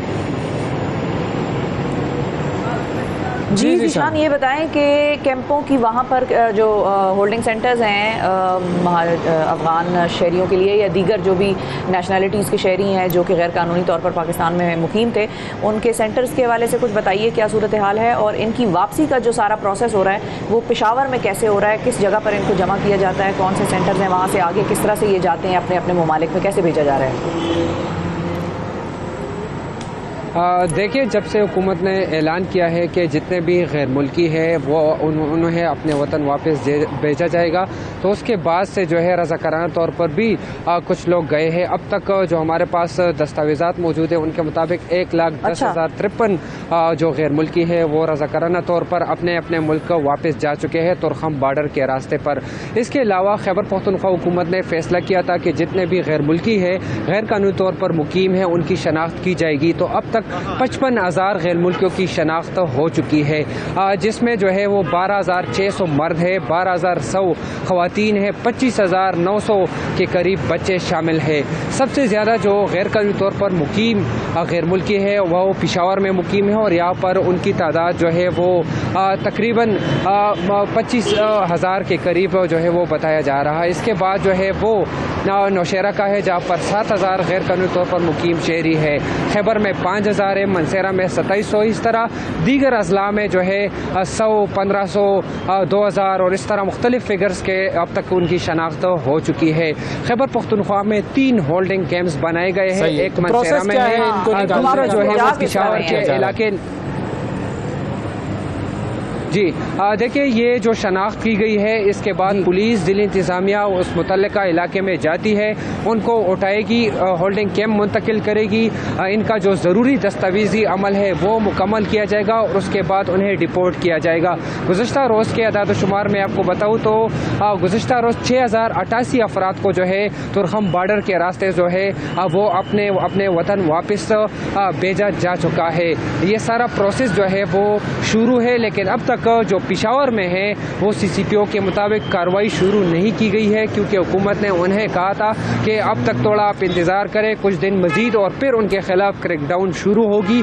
अब तक जो है रज़ाकाराना तौर पर ये लोग जा रहे हैं, तो इसलिए इनको जाने दिया जाए। और ये बर्डन जो है काफ़ी ज़्यादा है, ख़ुसूस तौर पर लंडी-कोतल के इलाके में जो होल्डिंग कैंप कायम किया गया है वहाँ पर काफ़ी ज़्यादा रश है, तो इसलिए मज़ीद लोगों को मुंतकिल किया जा रहा है, लेकिन काफ़ी ज़्यादा प्लानिंग से, मनसूबाबंदी से से, ताकि वहाँ पर रश न बढ़े, इदारों के एहलकारों पर बोझ न पड़े और इन जो गैर मुल्की है उनको तकलीफ का सामना न करना पड़े। तो इसी पेश नज़र जो है उन्हें भेजा जा रहा है। तुरखम बॉर्डर पर न सिर्फ खैबर पख्तूनख्वा बल्कि इस्लामाबाद और पंजाब के जो गैर मुल्की है उन्हें भी भेजा जा रहा है। और सामान रखना, वो वाली चीज़ें भी ज़रा एक्सप्लेन करें, जो लॉजिस्टिक्स हैं वो किस तरह से मैनेज हो रहे हैं। देखिए शिफा, दो तरीके से लोग जा रहे हैं। एक तो वो है कि रज़ाकाराना तौर पर जी, एक तो वो है कि जो रज़ाकाराना तौर पर खुद जा रहे हैं, कोई जो है ना ट्रैक्टर, ट्राली या जो भी उनके लिए मुनासिब हो उसी चीज़ को इस्तेमाल करके वो लोग जा रहे हैं, पहुंच रहे हैं। दूसरा वो है कि जो नहीं जा रहे हैं और उनके खिलाफ हुकूमत कार्रवाई कर रही है, तो उन्हें पुलिस की गाड़ियों में बिठाकर पहले जो है होल्डिंग कैंप मुंतकिल किया जाता है और फिर उन्हें बेहतरीन किस्म की ट्रांसपोर्ट सिस्टम फराम करके उन्हें बॉर्डर तक पहुँचाया जा रहा है। इस वक्त ये अमल जो है काफ़ी ज़्यादा तेज़ी के साथ जारी है। उन्हें खाने पीने का भी बंदोबस्त फराहम किया जा रहा है, दवाइयों का भी बंदोबस्त फराहम किया जाए, ख़वातीन का पर्दे का भी ख़ास तौर पर ख्याल रखा जा रहा है। कल भी हमने देखा कि जो नासिरबाग पर कायम होल्डिंग कैम्प है वहाँ पर 52 जो कैदी है जो मुख्तलिफ जराइम में कैद किए गए थे उसको जो है वहाँ पर लाया गया, उनका दस्तावेजी अमल पूरा किया गया और उसके बाद जो है उन्हें काफ़ी ज़्यादा इज्जत के साथ हार पहनाकर जो है उन्हें वापस भिजवा दिया गया। तो ये सारा अमल जारी है और अब तक रज़ाकाराना तौर पर जो लोग जा रहे हैं उनका सिलसिला भी जारी है, लेकिन इसके बाद पहना के वापस भिजवाया। वाह वाह वाह वाह जी, ठीक है जी, थैंक यू ज़ीशान, बहुत शुक्रिया आपका। अब चलते हैं कहाँ पर, इस्लामाबाद। साजिद शेख हमारे साथ मौजूद है। अस्सलाम वालेकुम साजिद। वालेकुम अस्सलाम जी, बहुत शुक्रिया सर। जी साजिद साहब, बताइए जी क्या तफसील है, कितने लोगों को डिपोर्ट किया, कितने लोगों को पकड़ा जा रहा है, कैसे हो रहा है ये पूरा मामला, और नादरा वाले इसमें कितना इन्वॉल्व हैं जो वेरिफिकेशन है उसमें। बिल्कुल, ये भी इम्पोर्टेंट पॉइंट है बड़ा। देखिए, इस वक्त हम रावलपिंडी का जो होल्डिंग कैंप बनाया गया है खैबान सर सैयद रावलपिंडी शहबाज शरीफ कॉलेज है यहाँ पर, और हम ये देख रहे हैं कि यहाँ पर पहले तो जिस तरह की गवर्नमेंट की जानिब से बड़े अच्छे तरीके से गाइड किया जाता रहा, साफ समझाया जाता रहा, और फिर 31 तारीख की जो डेडलाइन थी वो ख़त्म होने के बाद फिर गिरफ्तारियों का अमल जो है वो भी शुरू हुआ। गुज़श्ता रात हमने देखा 180 to 200 लोग जो हैं वो गिरफ़्तार करके ये जो होल्डिंग कैंप है इसको यहाँ पर लाया गया था। अब सूरत हाल ये है कि यहाँ पर जितने भी लोग हैं इनकी इब्तदाई मरहले में तो पहले नादरा काउंटर पे इनकी वेरिफिकेशन की जा रही है, इनका डाटा चेक किया जा रहा है, तमाम तरह क्वाइफ चेक किए जा रहे हैं। साथ साथ हम ये भी देख रहे हैं कि जो इनको फैसिलिटेट करने के लिए इदारे यहाँ पर मौजूद हैं, जिसमें रावलपिंडी पुलिस मौजूद है, रेस्क्यू 1122 मौजूद है, इसी तरह हम देख रहे हैं कि दीगर अमला मौजूद है, और यहाँ पर ना सिर्फ यहाँ पर इनकी रिहाइश के लिए बिस्तर का बंदोबस्त किया गया है, CCTV कैमराज लगाए गए हैं, इनका खाने पीने का इंतजाम किया गया है, लेडीज़ जेंट्स के लिए अलहदा काउंटर्स बनाए गए हैं, लेडीज़ जेंट्स के लिए वेटिंग एरियाज़ बनाए गए हैं, और हर तरीके से इनको फैसिलिटेट करने की कोशिश की जा रही है। कमिश्नर रावलपिंडी लियाकत अली चट्टा और RPO रावलपिंडी सैयद खुर्रम अली तमाम तर इंतजामात की खुद मॉनिटरिंग कर रहे हैं, और ये बताया जा रहा है कि हफ्ते और इतवार तक 3000 के करीब जो यहाँ से अफगान मुहाजरीन हैं उनको यहाँ से मुंतकिल किया जाएगा। और ये भी बताया जा रहा है कि अटक, जेलम, चकवाल और रावलपिंडी 4 ये ऐसे अजला हैं जहाँ से ये लोग जो हैं मुंतकिल किए जाने हैं, और इब्तदाई मरहले में इनको यहाँ से KP गवर्नमेंट से क्लियरेंस मिलने के बाद तुरखम बॉर्डर के ज़रिए इनको रवाना किया जाएगा। और जितने भी यहाँ पर लोग आए हैं उनसे हमारी बात हुई है मुहाजरीन से, उनका कहना ये है कि बहुत ज़्यादा लोग जो हैं वो बड़े खुश दिखाई देते हैं, बड़े पैशनेट है कि उनको वापस अपने वतन जाना पड़ रहा है, और कुछ लोग ऐसे भी हैं थोड़े से अफसरदा नजर आते हैं। ताहम इंतजामात की अगर बात की जाए तो रावलपिंडी इंतजामिया की जानिब से बहुत ही जगह उनका नादरा वाले जो आप इंपॉर्टेंट पूछ रहे थे वो अच्छा, वो खैर उन्होंने क्योंकि बता दिया कि नादरा वाली टीम वहाँ पर मौजूद है वेरीफाई करने के लिए। ये बताइए कि जब आपकी इन लोगों से बात हो रही है तो ये क्या बता रहे हैं, कोई इन पर ऐसी चीज़ की भी पाबंदी वगैरह है कि पैसा या कोई ऐसी चीज़ यहाँ से इतनी तादाद से ज़्यादा आप नहीं ले जा सकते? ज़ाहिर है अब वो जो भी इन्होंने कमाया है या वो है तो उनकी इनकम है बेसिकली, वो हमारा मेरा आपका पैसा नहीं है, वो उनका कमाया हुआ है, लेकिन जो भी है वो भी कोई रूल्स रेगुलेशंस हैं कि पाकिस्तान से इतनी रकम से ज़्यादा पाकिस्तान से बाहर नहीं ले जाई जा सकती? जी बिल्कुल, हमारी मुख्तलिफ लोगों से बात हुई है। उनका कहना ये है कि उनको ये ज़रूर कहा गया है कि एक लिमिटेड जो अमाउंट है वो यहाँ से ले जाई जा सकती है और उससे ज़्यादा जो अमाउंट है वो नहीं लेके जाई जा सकती यहाँ पर। और चूँकि ज़्यादातर जो लोग हैं यहाँ पर उनके पास तो ऐसे हैं, हमने देखा उनके पास तो अमाउंट तो क्या, उनके पास तो रकम है ही नहीं है। और यहाँ पर जितने भी लोग आए हैं और बिल्कुल ना तो उनका कोई साजो सामान है, ना कोई और चीज़ ऐसी हमें नज़र आ रही है। तो ऐसी अभी तक कोई सूरत हाल वैसे पैदा भी नहीं हुई और ऐसी कोई ख़ास हमें कोई चीज़ नज़र नहीं आ रही। लेकिन लोग ज़रूर ये थोड़ा सा शिकवा करते दिखाई दे रहे हैं कि कुछ एक मखसूस अमाउंट जो है उससे ज़्यादा जो है नहीं ले जाने दिया जा रहा। और ये कहा जा रहा है कि बस आपने वतन रवाना होना है। यहाँ से बसों के ज़रिए रावलपिंडी पुलिस की तहवील में यहाँ से KP गवर्नमेंट और फिर उसके बाद तुर्खम बॉर्डर के ज़रिए इनको रवाना किया जाएगा। और जितने भी इंतज़ामात हैं इनसे हमारी बात हुई है, ये कहते हैं इनके इंतज़ामात बिल्कुल ठीक हैं, उन्हें किसी भी किस्म की कोई प्रॉब्लम नहीं है। लेकिन एक बात ज़रूर है कि ये कहा जा रहा है कि पुलिस की जानिब से जो क्रैकडाउन शुरू किया गया है आज उसमें मज़ीद तेज़ी आएगी ताकि इनको गिरफ्तार करके यहाँ पर लाया जाए और उनको यहाँ से फिर दोबारा भेजा जा सके। बिल्कुल ठीक है जी, बिल्कुल ठीक। बहुत शुक्रिया अदा करेंगे जी। साजिद शेख साहब हमारे साथ मौजूद थे, इस्लामाबाद से, पिंडी से, बता रहे थे कि क्या पूरा प्रोसेस चल रहा है डिपोर्टेशन का। गैर कानूनी तौर पर जो गैर मुल्की अफराद पाकिस्तान में मुकीम है। एक छोटा सा वक्फा लेते हैं, वक्फे के बाद दोबारा हाजिर होंगे, हमारे साथ रहिएगा। सुबह सवेरे पाकिस्तान।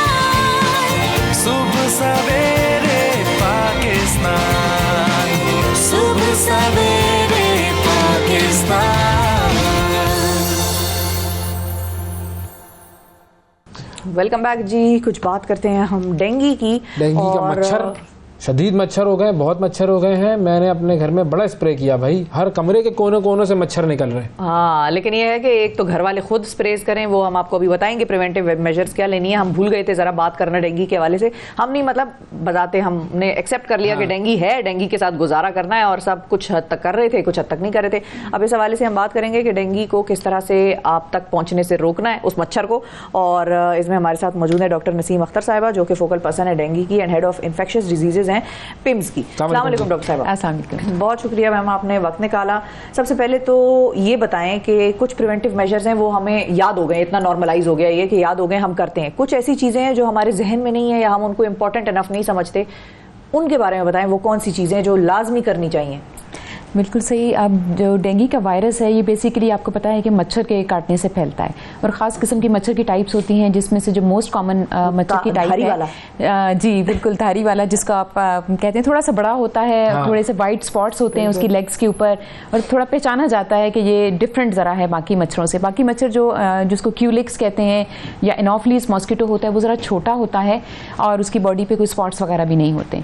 और इनके ख़ास ब्रीडिंग सीजन्स होते हैं, ख़ास तौर पर जो मानसून पीरियड होता है, जब बारिशें होती हैं उसके बाद वाटर स्टेगनेंट हो जाता है, कहीं रुक जाता है।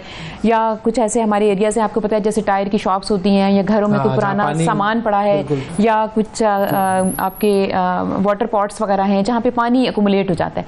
बेसिकली आपको पता है कि ये जो मच्छर है ये साफ पानी के ऊपर इसकी ब्रीडिंग होती है और मच्छर का जो लाइफ स्पैन है वो यूजुअली 1 मंथ के करीब होता है। तो कोशिश ये करनी चाहिए कि सबसे इंपॉर्टेंट बात है कि मच्छरों को घर में ब्रीडिंग का मौका नहीं देना चाहिए। आपके घरों में अगर कोई ऐसे एरियाज़ मौजूद हैं जहाँ पे कोई पुराना सामान पड़ा है, खासतौर पर उसके ऊपर हमारी तवज्जो नहीं जाती और पानी वहाँ गमलों में इकट्ठा हो जाता है। आपकी जो फ्रिज की ट्रेज होती हैं उसको साफ़ करना चाहिए। आपके वाटर टैंक्स हैं उनकी सफाई रेगुलर बेसिस पे करनी चाहिए और देखना चाहिए कि पानी अगर कहीं खड़ा है तो उसको फ़ौरन ड्रेन कर देना चाहिए। सफाई का बहुत ज़्यादा ख्याल रखना चाहिए।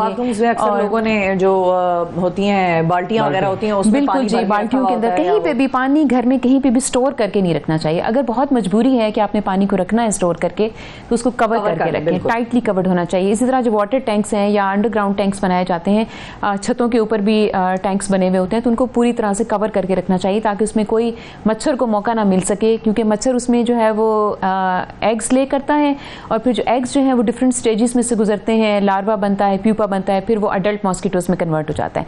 तो ये जब उनको ब्रीडिंग का मौका हम देते हैं तो फिर बहुत ज़्यादा मच्छर पैदा होने लगते हैं। और फिर डेंगू का जो वायरस है वो आपको पता है कि कुछ खास टाइम ऐसे हैं जिसमें हमें कोशिश करनी चाहिए कि या तो कोई घर से बाहर ना निकलें, जैसे डस्क एंड डॉन का जो टाइम है। अब जो इसको हम कहते हैं कि बहुत अर्ली टाइम मच्छर ज़्यादा होते हैं जी, मच्छर ज़्यादा होते हैं।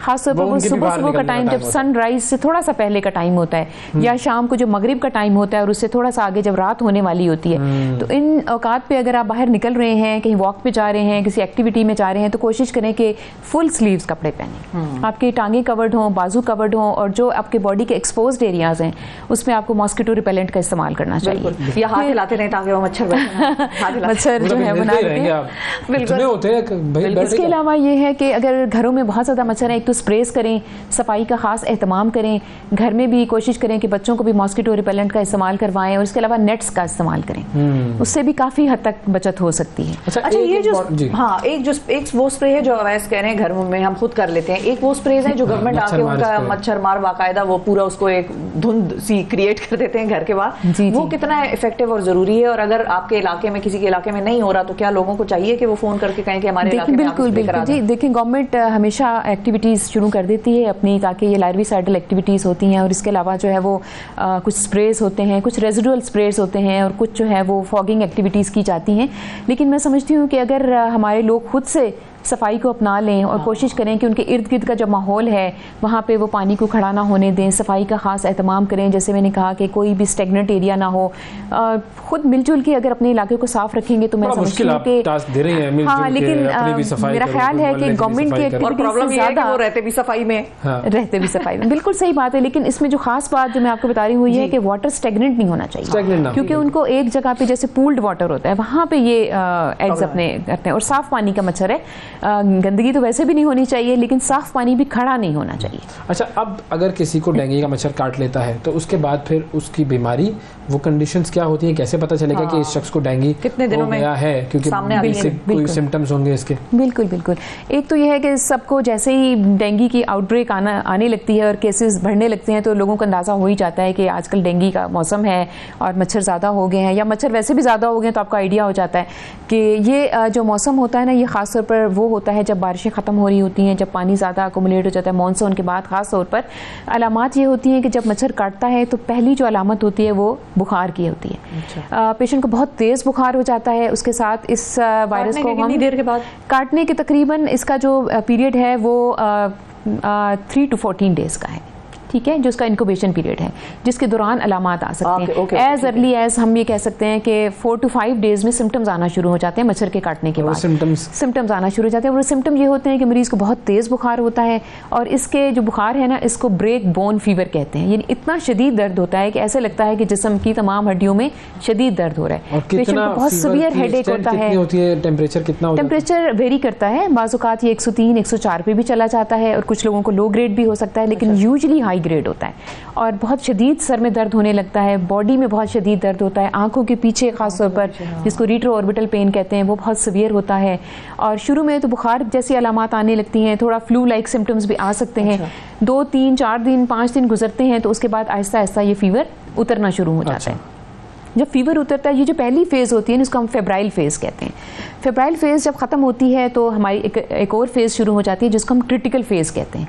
क्रिटिकल फेज़ का मतलब ये नहीं है कि पेशेंट क्रिटिकल सिचुएशन में चला जाता है, ये फेज़ डॉक्टर्स के लिए वो उसको क्रिटिकल फेज़ इसलिए कहते हैं कि इसमें ज़्यादा ऑब्जर्वेशन की ज़रूरत होती है, ज़्यादा क्लोज मॉनिटरिंग की ज़रूरत होती है, क्योंकि ज़्यादातर पेशेंट आप यूँ समझें कि मेजॉरिटी पेशेंट्स जिनको डेंगू फीवर होता है वो एसिम्प्टोमेटिक होते हैं, उनको कोई सिम्टम नहीं होते। लेकिन जो 75% केसेस ऐसे होते हैं जिनको वो ऐसे ही ठीक हो जाते हैं, और बाकी जो 25% केसेस आपके पास रह जाते हैं वो किसी सिम्टम के साथ आपके पास आ रहे होते हैं, और उनमें से भी मेजॉरिटी ठीक हो जाते हैं, और बहुत कम ऐसे होते हैं जो क्रिटिकल या बहुत सीरियस कंडीशन में जाते हैं। लेवल क्या होता है? क्रिटिकल लेवल, हाँ, देखिए जो क्रिटिकल फेज होती है ना, जब फीवर उतर जाता है तो पेशेंट को अपने ऊपर नज़र रखनी चाहिए कि उसमें क्या खास बात, ऐसी अलामात हैं जो अलर्ट साइंस होते हैं। अलर्ट साइंस में ये है कि अगर किसी को परसिस्टेंट वॉमिटिंग आ रही हो, बहुत उल्टियाँ कर रहा है पेशेंट, शदीद पेट में दर्द हो रहा है, दांतों मसूड़ों से खून आने लगा है, पेशेंट ये समझता है कि बहुत एक्सट्रीम कमज़ोरी नकाहत हो रही है और वो कुछ पीने के काबिल नहीं रहा, ओरल इंटेक ख़राब हो रही है, तो इसका मतलब है कि वार्निंग साइंस है। और ख़ास तौर पर ऐसे लोग जिनको कोमॉर्बिड कंडीशंस होती हैं, डायबिटीज़ है, एस्थमा है, कोई और सीरियस डिजीज़ पहले से मौजूद हैं, तो वो ज़्यादा एट रिस्क होते हैं कि उनको कॉम्प्लिकेशंस हो जाएँ। तो अगर ऐसी कोई भी अलामात आने लगे, इसके साथ साथ एक चीज़ जो बड़ी हमारी पब्लिक बड़ी अच्छी तरह से जानती है कि डेंगू का एक ख़ास सिम्टम या साइन कह लें, ये तो होते ही हैं, इसके अलावा प्लेटलेट्स गिरने लगते हैं। तो सब लोग यही सवाल कर रहे होते हैं कि अब मेरी प्लेटलेट्स जो हैं वो 85,000 हो गए हैं, 70,000 हो गए हैं, गिरना शुरू हो जाते हैं। तो ये भी एक अलामत होती है, अगर बहुत तेजी से प्लेटलेट्स गिरना शुरू हो जाए तो इसका मतलब है कि पेशेंट क्रिटिकल फेज में, यानी पेशेंट खुद से नहीं मालूम कर सकता कि प्लेटलेट गिर रहे हैं, तो ब्लड टेस्ट से पता चलता है कि प्लेटलेट्स गिरे। हाँ, पेशेंट खुद तो तभी मालूम करेगा जब उसको ब्लीडिंग स्टार्ट हो जाए, तो वो डेफिनेटली उस स्टेज में जाने से पहले ही जरूरी है कि अगर आपको तेज बुखार हो रहा है और मौसम डेंगू का चल रहा है तो जरूर डॉक्टर से रब्ता कायम करें ताकि आपके इनिशियल टेस्ट हो सके, आपको पता चल सके, क्योंकि कभी कभी डेंगू और मलेरिया इकट्ठे भी हो जाते हैं। या जरूरी नहीं कि तमाम बुखार के केसेस डेंगू के ही हों, मलेरिया का मौसम भी चल रहा है साथ साथ, तो हो सकता है दोनों में से कोई गिर जाते हैं, बहुत ज्यादा गिर गए हैं, तो उसके बाद फिर क्या होता है बॉडी के साथ? देखें, जब प्लेटलेट्स गिरते हैं ना तो यूजुअली हमारे बहुत सारे पेशेंट एसिम्प्टोमेटिक ही रहते हैं, यानी वो ब्लीड नहीं कर रहे होते। कभी कभी दांतों मसूड़ों से खून आने लगता है या मेजर ब्लीड्स होने का भी डर होता है अगर वो क्रिटिकली नीचे गिर जाएं, लाइक 20,000 से नीचे चले जाएं तो इसका मतलब है कि बहुत ज़्यादा गिर गए। लेकिन ऐसी स्टेज आने से पहले ही पेशेंट्स को हॉस्पिटलाइज करना चाहिए, और अगर उसको थोड़े बहुत भी वार्निंग साइन आ रहे हैं और फीवर, खासतौर पर कई दफ़ा ऐसे होता है कि फीवर थोड़ा प्रोलॉन्ग भी चला जाता है और पेशेंट को खुद ही अंदाजा हो जाता है कि ही इज और she is not feeling well, यानी कमजोरी, नकाहत की कैफियत आ जाती है। उसकी वजह यह है कि डेंगू वायरस की खास बात यह है कि प्लाज्मा लीकेज करता है। जो ब्लड वेसल्स होती हैं उसमें से जो फ्लूइड होता है वो लीक करके हमारी बॉडी कैविटीज के अंदर अकोमुलेट होना शुरू हो जाता है। तो जब वो हमारी ब्लड वेसल्स हैं उनका वॉल्यूम कोलैप्स करने लगता है तो डिहाइड्रेशन होने लगती है। तो पहली अलामात तो डिहाइड्रेशन की है। तो इसलिए डिहाइड्रेशन काफ़ी दफ़ा ऐसे भी होता है कि वो इतनी सीरियस हो जाती है कि पेशेंट कोलैप्स कर सकता है, शॉक में जा सकता है और इवन समटाइम्स डेथ भी होने का डर होता है। सो ऐसी स्टेज आने से पहले ही पेशेंट को हॉस्पिटल में ज़रूर जाना चाहिए और डॉक्टर से रब्ता करना चाहिए ताकि उनका वॉल्यूम स्टेटस असेस हो सके, कितना फ्लूइड उनको देना चाहिए। और जो पेशेंट घर पे होते हैं अगर उनको डेंगू हो जाए तो उनको चाहिए कि अपना फ्लूइड इंटेक बहुत अच्छा रखें। यूजुअली हम जनरली लोगों को ये रिकमेंड करते हैं कि हर घंटे में कम से कम 100 ml का फ्लूइड ज़रूर लें। सही है। अच्छा, हमारे साथ फहद साहब हैं पिंडी से। अस्सलाम वालेकुम। जी वालेकुम सलाम। फरमाइए। तो मेरा डॉक्टर साहब से ये क्वेश्चन है कि हमारी तरफ ये कहा जाता है वैसे कि डेंगू मच्छर अगर एक दफा काटे तो कुछ नहीं होता, 2 दफा काटे तब डेंगू होता है, तो इसमें कितनी सच्चाई है? नहीं, ऐसी बात नहीं है। देखिए, डेंगू का मच्छर आपको तो नहीं पता वो कितनी बार बाइट कर रहा होता है। मल्टीपल बाइट्स भी कर रहे होते हैं, एक दफ़ा भी बाइट कर सकते हैं, लेकिन ऐसी कोई बात नहीं है कि वो एक दफ़ा काटे तो डेंगू नहीं होता और दूसरी दफ़ा काटे तो वो हो जाए। इट डिपेंड्स के उसके बॉडी में कितना वायरस मौजूद है। जो मच्छर है उसके सलाइवा में भी तो वायरस का एक लोड होता है ना कि वो कितना मौजूद है। हाँ, दूसरी बात ये मैं समझती हूँ इस सवाल का जवाब देना कि अगर किसी को पिछले साल डेंगू हुआ था और उसको दूसरी बार डेंगू हो जाए तो वो पहले वाले डेंगू के मुकाबले में ज्यादा सीरियस हो सकता है। ठीक है, और वो ज्यादा चांसेस हैं कि वो डेंगू हेमरेजिक फीवर और डेंगू शॉक में चला जाए। सही है, क्योंकि एक फिनोमेना है जिसको एंटीबॉडी डिपेंडेंट एनहांसमेंट कहते हैं, जो बॉडी का एक रिस्पॉन्स है, तो उसकी वजह से ऐसा होता है कि पेशेंट ज्यादा सीरियस हो सकता है। दूसरी बार भी हमें सवाल आ रहे हैं, रैशेस भी होते हैं क्या? जी बिल्कुल बिल्कुल। देखिए, इनिशियली फीवर वाली स्टेज होती है और फेब्राइल फेज के बाद आहिस्ता आहिस्ता बॉडी के ऊपर रैशेस आने लगती हैं और रैश बिल्कुल फ्लैट तरह की रैश होती है जो काफी हद तक यूं समझने के शायद मीजल से मिलती जुलती है। 100% मीजल्स की तरह नहीं होती। मैकुलोपेपुलर रैश आप कह सकते हैं, ब्लेंचेबल, यानी आप उसके ऊपर अगर हाथ से हल्का सा प्रेस करें तो निशान छोड़ जाता है। अच्छा, ब्लेंचेबल रैश होती है। ठीक है, और बॉडी के मुख्तलिफ पार्ट्स के ऊपर हो सकती है और ग्रेजुअली ये रैश बढ़ती चली जाती है और फिर एक स्टेज आती है कि ये डिसअपीयर होना शुरू हो जाती है।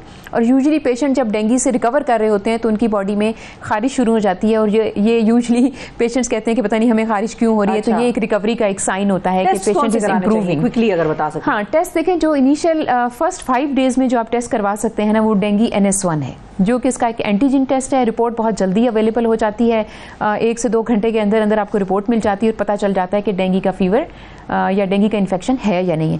5 डेज से बियॉन्ड फिर एंटीबॉडी के टेस्ट होते हैं जिसमें IgM लेवल्स हम चेक करते हैं। सो 5 to 10 डेज तक IgM लेवल्स जो है वो पीक पे रहते हैं और आफ्टर 10 डेज फिर IgG लेवल्स जो है वो ब्लड में सर्कुलेट करने लगते हैं। तो इनिशियली जो डेंगू का NS1 टेस्ट है, दैट इज वेरी इंपॉर्टेंट, वो सबसे पहले कराएं। और नाज़रीन अपना बहुत ख्याल रखें। बहुत शुक्रिया अदा करेंगे डॉक्टर साहब, आपने वक्त निकाला और एक वक्फे की तरफ हमें बढ़ना है। वक्फे के बाद आपसे दोबारा मिलेंगे। Stay with us. सुबह सवेरे पाकिस्तान, सुबह सवेरे पाकिस्तान, सुबह सवेरे पाकिस्तान। अस्सलाम वालेकुम जी, एक मरतबा फिर प्रोग्राम में खुशामदीद कहते हैं जी। इस्लामाबाद लिटरेचर फेस्टिवल, सबको बेताबी से इंतजार था इस फेस्टिवल का। जुम्मा 3 नवंबर से इतवार 5 नवंबर तक ये गंदारा सिटीजन क्लब फातिमा जिन्ना पार्क में फेस्टिवल का इनेकाद होगा। और ILF का जो इस साल का थीम है वो है लोग, ज़मीन और इम्कानात। अब ये थीम क्या है, इस पर भी हम बात करेंगे। इस फेस्टिवल में क्या क्या होगा, मुख्तलिफ मामलात पर गुफ्तगू होगी, मुशायरे होते हैं, अदबी गुफ्तगू होती हैं, बुक लॉन्चेस होते हैं, बड़े बड़े स्पीकर्स आते हैं और वो अपनी जो लेक्चर्स हैं वो देते हैं। तो इन तमाम मामलात पर बात करेंगे। हमारे साथ राहिला बकाई साहिबा मौजूद हैं जो कि ऑर्गेनाइजिंग डायरेक्टर हैं इस्लामाबाद लिटरेचर फेस्टिवल की। अस्सलाम वालेकुम जी। वालेकुम सलाम जी, बहुत शुक्रिया आपने वक्त निकाला प्रोग्राम के लिए और बहुत शुक्रिया कि ये एंटरटेनमेंट दे रहे हैं आप लोग। वैसे तो हमारी कौम के पास एंटरटेनमेंट है कुछ नहीं है ना, रोज क्रिकेट देखते हैं ना हम लोग, ये नहीं देखते। हाँ, ये आजकल क्रिकेट को छोड़ के लोग इस्लामाबाद लिटरेचर फेस्टिवल में क्यों आए, ये अब आपने लोगों को बताना। भाई द थिंग इज कि हर एक्टिविटी अपनी जगह एक अहमियत रखती है। बिल्कुल। क्रिकेट की अपनी अहमियत है और जब हम इस्लामाबाद लिटरेचर फेस्टिवल की बात करते हैं तो लिटरेचर की, अदब की, उसकी एक अपनी अहमियत है। और जो लोग हमारे यहाँ एक कहते हैं ना रूह की ग़ज़ा हासिल करना चाहते हैं तो वो अदबी महफिल में ही जाते हैं, अदब से ताल्लुक होता है। बिल्कुल। तो इसलिए हम उनसे ज़रूर कहेंगे कि वो आएँ, यहाँ पर उनको एक वैरायटी ऑफ सेशंस मिलेंगे। यहाँ पैनल डिस्कशंस हैं, टॉक्स हैं, मुशायरा है, इंग्लिश में है, उर्दू में है। सबसे ज़्यादा जो हमने इम्पोर्टेंट इस दफ़ा फोकस किया हुआ है जैसे पीपल प्लानिट पॉसिबिलिटीज़, इसमें हम एनवायरनमेंट के ऊपर, क्लाइमेट चेंज की जो मसाइल हैं उन पर बातचीत होगी। और एजुकेशन पर फोकस है। आर्टिफिशियल इंटेलिजेंस जो आजकल लोगों को बहुत कंफ्यूज करके रखता है कि ये हमारे लिए फ़ायदेमंद है या नुकसानदेह है, उसके ऊपर पैनल ऑफ एक्सपर्ट्स है जो आकर बात करेगा कि ये स्टूडेंट्स के लिए, टीचर्स के लिए, लर्नर्स के लिए कितनी अहमियत रखता है। सही है। तो इसके अलावा जो बहुत एक की आई थिंक हम as a Muslim, as a Pakistani, we all feel for the people of Gaza, whatever is happening there, जो ग्रोस ह्यूमन राइट्स वायलेशन हो रही है वहाँ पे। I mean there is a session on human rights, इस पर हम पाकिस्तान में क्या होता है, बाहर क्या होता है, दुनिया में क्या होता है, how important the human rights are for people, for general public. तो उस पर एक सेशन है जिस पर बात होगी। तो it's a mix of serious talk, fun, जैसे स्टैंड अप कॉमेडी भी है, क्लोजिंग के ऊपर हामिद खान की गजल नाइट भी है, सरमद खुसर की फिल्म की स्क्रीनिंग भी है वहाँ पे। So it's a blend and a mix of कुछ ना कुछ। There are 15 book launches, 150 speakers coming there in around 60 sessions. So it's a mix of massive है भाई, पूरा प्लान है। एंड हर एक आए, फैमिलीज आए, उनको हर एक को अपने लिए कुछ ना कुछ उस प्रोग्राम में जरूर मिलेगा। अच्छा, बच्चों को जरूर लेके जाएं, ये तो ये की है भाई, बच्चों को लेके जाएं, उनको पता चले बच्चों के लिए। हाँ, बच्चे, क्योंकि मुझे याद है कराची लिटरेचर फेस्टिवल जो होता है उसके अंदर बच्चों के लिए एक अलग से वो जगह बनी हुई होती है, वहाँ पर स्टोरी टेलिंग वगैरह भी हो रही होती है। अच्छा, इस दफा बहुत छोटे बच्चों के लिए इस तरह की नहीं है, मगर किताबें वो चीज है जब आप बच्चों को लाएंगे, बच्चों को, टीनेजर्स तो definitely there, but children younger than that. But the thing is, अगर वालिदैन अपने बच्चों को लाएंगे, बच्चों को किताबें नजर आएंगी, वो एक माहौल नजर आएगा, तो उनकी जो वो परवरिश में उनके अंदर ये चीज सॉर्ट ऑफ घुल जाएगी कि yes this is something very important और हमें किताबों की तरफ आना है, हमें पढ़ना है। और जो एज वी ऑल नो कि जो लोग या जो कौम किताब नहीं पढ़ती या किताबों से दूर हो जाती है वो अपने डिस्ट्रक्शन के लिए खुद ही जिम्मेदार होती है, कोई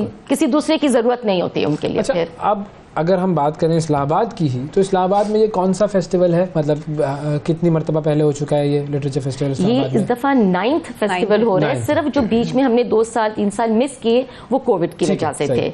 अब उन 9 सालों का अगर आप थोड़ा सा एक कंपैरिजन करें कि फ्रॉम स्टार्ट आज तक कितना बड़ा हो चुका है इस्लामाबाद में और लोगों का रिस्पांस कैसा होता है इस पर? जब हमने पहली दफा किया था, मैंने इस्लामाबाद के बजाय कराची वाला इस हमेशा देखा है। अच्छा, मैंने इस्लामाबाद वाला किया है अटेंड। कराची तो इतना मैसिव हो चुका है कि it started with, I think first time हमारे पास 30,000 या 20,000 लोग थे जो होटल कार्टन में हुआ था, वहां पर आए थे। बिल्कुल। और अभी जो हमने फरवरी 2023 में जो लास्ट किया, we had more than 120,000 people attending the Karachi Literature Festival over 2.5 days. Every session was live streamed through on our social media channels. So we have million of views and engagement on the social media. So Karachi is huge, but having said that, Islamabad भी छोटा नहीं है, बिल्कुल आप उसको भी crazy से Islamabad is coming closer because catching, and obviously Karachi is a bigger city. तो उस comparison में, but Islamabad में भी over a period of time the interest has really grown up. लोग हमारे यहाँ लास्ट 2-3 साल पहले जब हमने किया था, it was a very nice. I mean, I wouldn't say like Karachi, but a very good gathering. नहीं हो सकता, but it's growing in Islamabad also. सिर्फ थोड़ा फर्क यह है क्योंकि हम 3 साल एक्चुअली फेस टू फेस नहीं कर सके, तो एक गैप आ गया है। इंशाल्लाह हम इस साल चाह रहे हैं जो स्पीकर्स हैं आप लोगों के, स्पीकर्स उनके बारे में बताएं, जिनके अहम लोग जो खास जिनके फैन फॉलोइंग बहुत है, हो सकता है हम भी किसी के फैन हो गए, हम आएंगे उनको सुनने। देखिए इसके अंदर अब डिपेंड करता है आपका पसंद किस तरफ है। Now we have got poets like Iftikhar Arif, Kishwar Naheed, we've got we've got literary writers जिसके अंदर अहमद नदीम कासमी हो गए या अफजल नदीम सैयद साहब, अफजल नदीम सैयद हैं, I mean we've got Hamid Shahid, we've got सहाफियों की बताएं, सहाफी और सियासतदानों का बताएं। सहाफियों में हमारे साथ एक सेशन है हामिद मीर के साथ। इट्स नाम हमने उसको कैपिटल टॉक दिया, but nothing political will be discussed. We want people to know. Hamid Mir साहब क्या बात करेंगे? हामिद मीर से पूछेंगे कि हामिद मीर हैं क्या, आखिर वो हामिद मीर बने कैसे, वो क्या उनकी शख्सियत की बातें थी, या वो क्या उनके अंदर इंसेंटिव्स थे, वो चीजें थी जिसने हामिद मीर को हामिद मीर बना दिया। तो दैट्स, और उनको Tauseeq Haider is going to be interviewing Hamid Mir को उसमें, तो that's going to be a very interesting session. Politicians के अंदर हमने एक सेशन रखा है, जैसे एक तो खैर शेरी रहमान आ रही है एज आर क्लोजिंग की note, and she will be talking about climate environment के ऊपर, तो उनकी तो खैर बहुत ही एक मीनिंगफुल क्लोजिंग स्पीच होगी हमारे साथ। There is another session which is very interesting, वो बेस किया है हमने ब्यूरोक्रेसी, जुडिशरी और आपका जो पॉलिटिकल एनवायरनमेंट होता है। So this one representative from each जो पिलर्स आपके हैं सोसाइटी का buildup, and then they will be talking about कि भाई हमने किया क्या है। हामिद खान रॉयल रंबल होगा ये तो। So Hamid Khan is there, उसके अंदर रजा रब्बानी उसके अंदर, then we have got Sana who is a former Pakistan ambassador थी, शी विल बी देयर। तो it's going to be a combination of people from all this sectors, and the question will be के what have we done? What have we achieved in 70 years? Where are we standing now? Very important. तो इस तरह से, and then of course there are book launches and there are around 15 book launches हैं इस programme में, तो उनके authors होंगे, उनके लोग मौजूद होंगे, तो you'll find, as I said now, there is it's a full dish with all sorts of spices into it. It all depends, आपको नमक ज्यादा चाहिए या आपको मिर्ची ज्यादा चाहिए, जो आपको चीज चाहिए वो मिल जाएगी। बिल्कुल 12 मसाले इसमें हैं। कोशिश की हमने, बिल्कुल जबरदस्त। लास्ट टाइम बहुत शुक्रिया। जो कोविड से पहले हुआ था उसमें मैंने जॉर्ज फुल्टन का अटेंड किया था session, it was very interesting. वो तो हमने कराची जाके भी अटेंड किया था। बस अब आपके कराची में आइएगा ना, फरवरी में होगा 16, 17, 18 को 2024 इन फरवरी इन कराची। सो we'll be looking forward to having you there with us. हम भी होंगे, you also be there. Thank you Raina साहबा, बहुत शुक्रिया आपका। सो इस्लामाबाद लिटरेचर फेस्टिवल ये जो वीकेंड है, बस ये वीकेंड आपका, ये आप लोगों का बुक्ड है, ये हमने इधर आपका नाम लिख दिया है, बुक फॉर बुक्स, बिल्कुल बुक्ड फॉर बुक्स है, और लेकर जाएं अपने साथ घर वालों को, छोटे बच्चों को, बड़े बच्चों को, सबको। वहाँ पे एक वैसे ही पता है, आप किताबें देखते हैं, ये इंसान की फितरत है मेरा ख्याल है, पढ़ें या ना पढ़ें आप खरीदते जरूर है, फिर उसमें एक सफ़ा भी खोल लेंगे, फिर जरा 2 सफ़े तक पहुंच जाएंगे, तो वो एक जरा मैंने किताब खरीदी है, बिल्कुल, और जो नई किताब की खुशबू होती है ना, नए नोट और नई किताब की खुशबू, इन दोनों में से जो है ना ज्यादा बेहतर नई किताब वाली होती है, मैं आपको बता दूं। बिल्कुल ठीक है जी, थैंक यू जी, बहुत शुक्रिया। नाज़रीन वक्फा लेते हैं, वक्फे के बाद दोबारा हाजिर होंगे। सुबह सवेरे पाकिस्तान, सुबह सवेरे पाकिस्तान, सुबह सवेरे पाकिस्तान।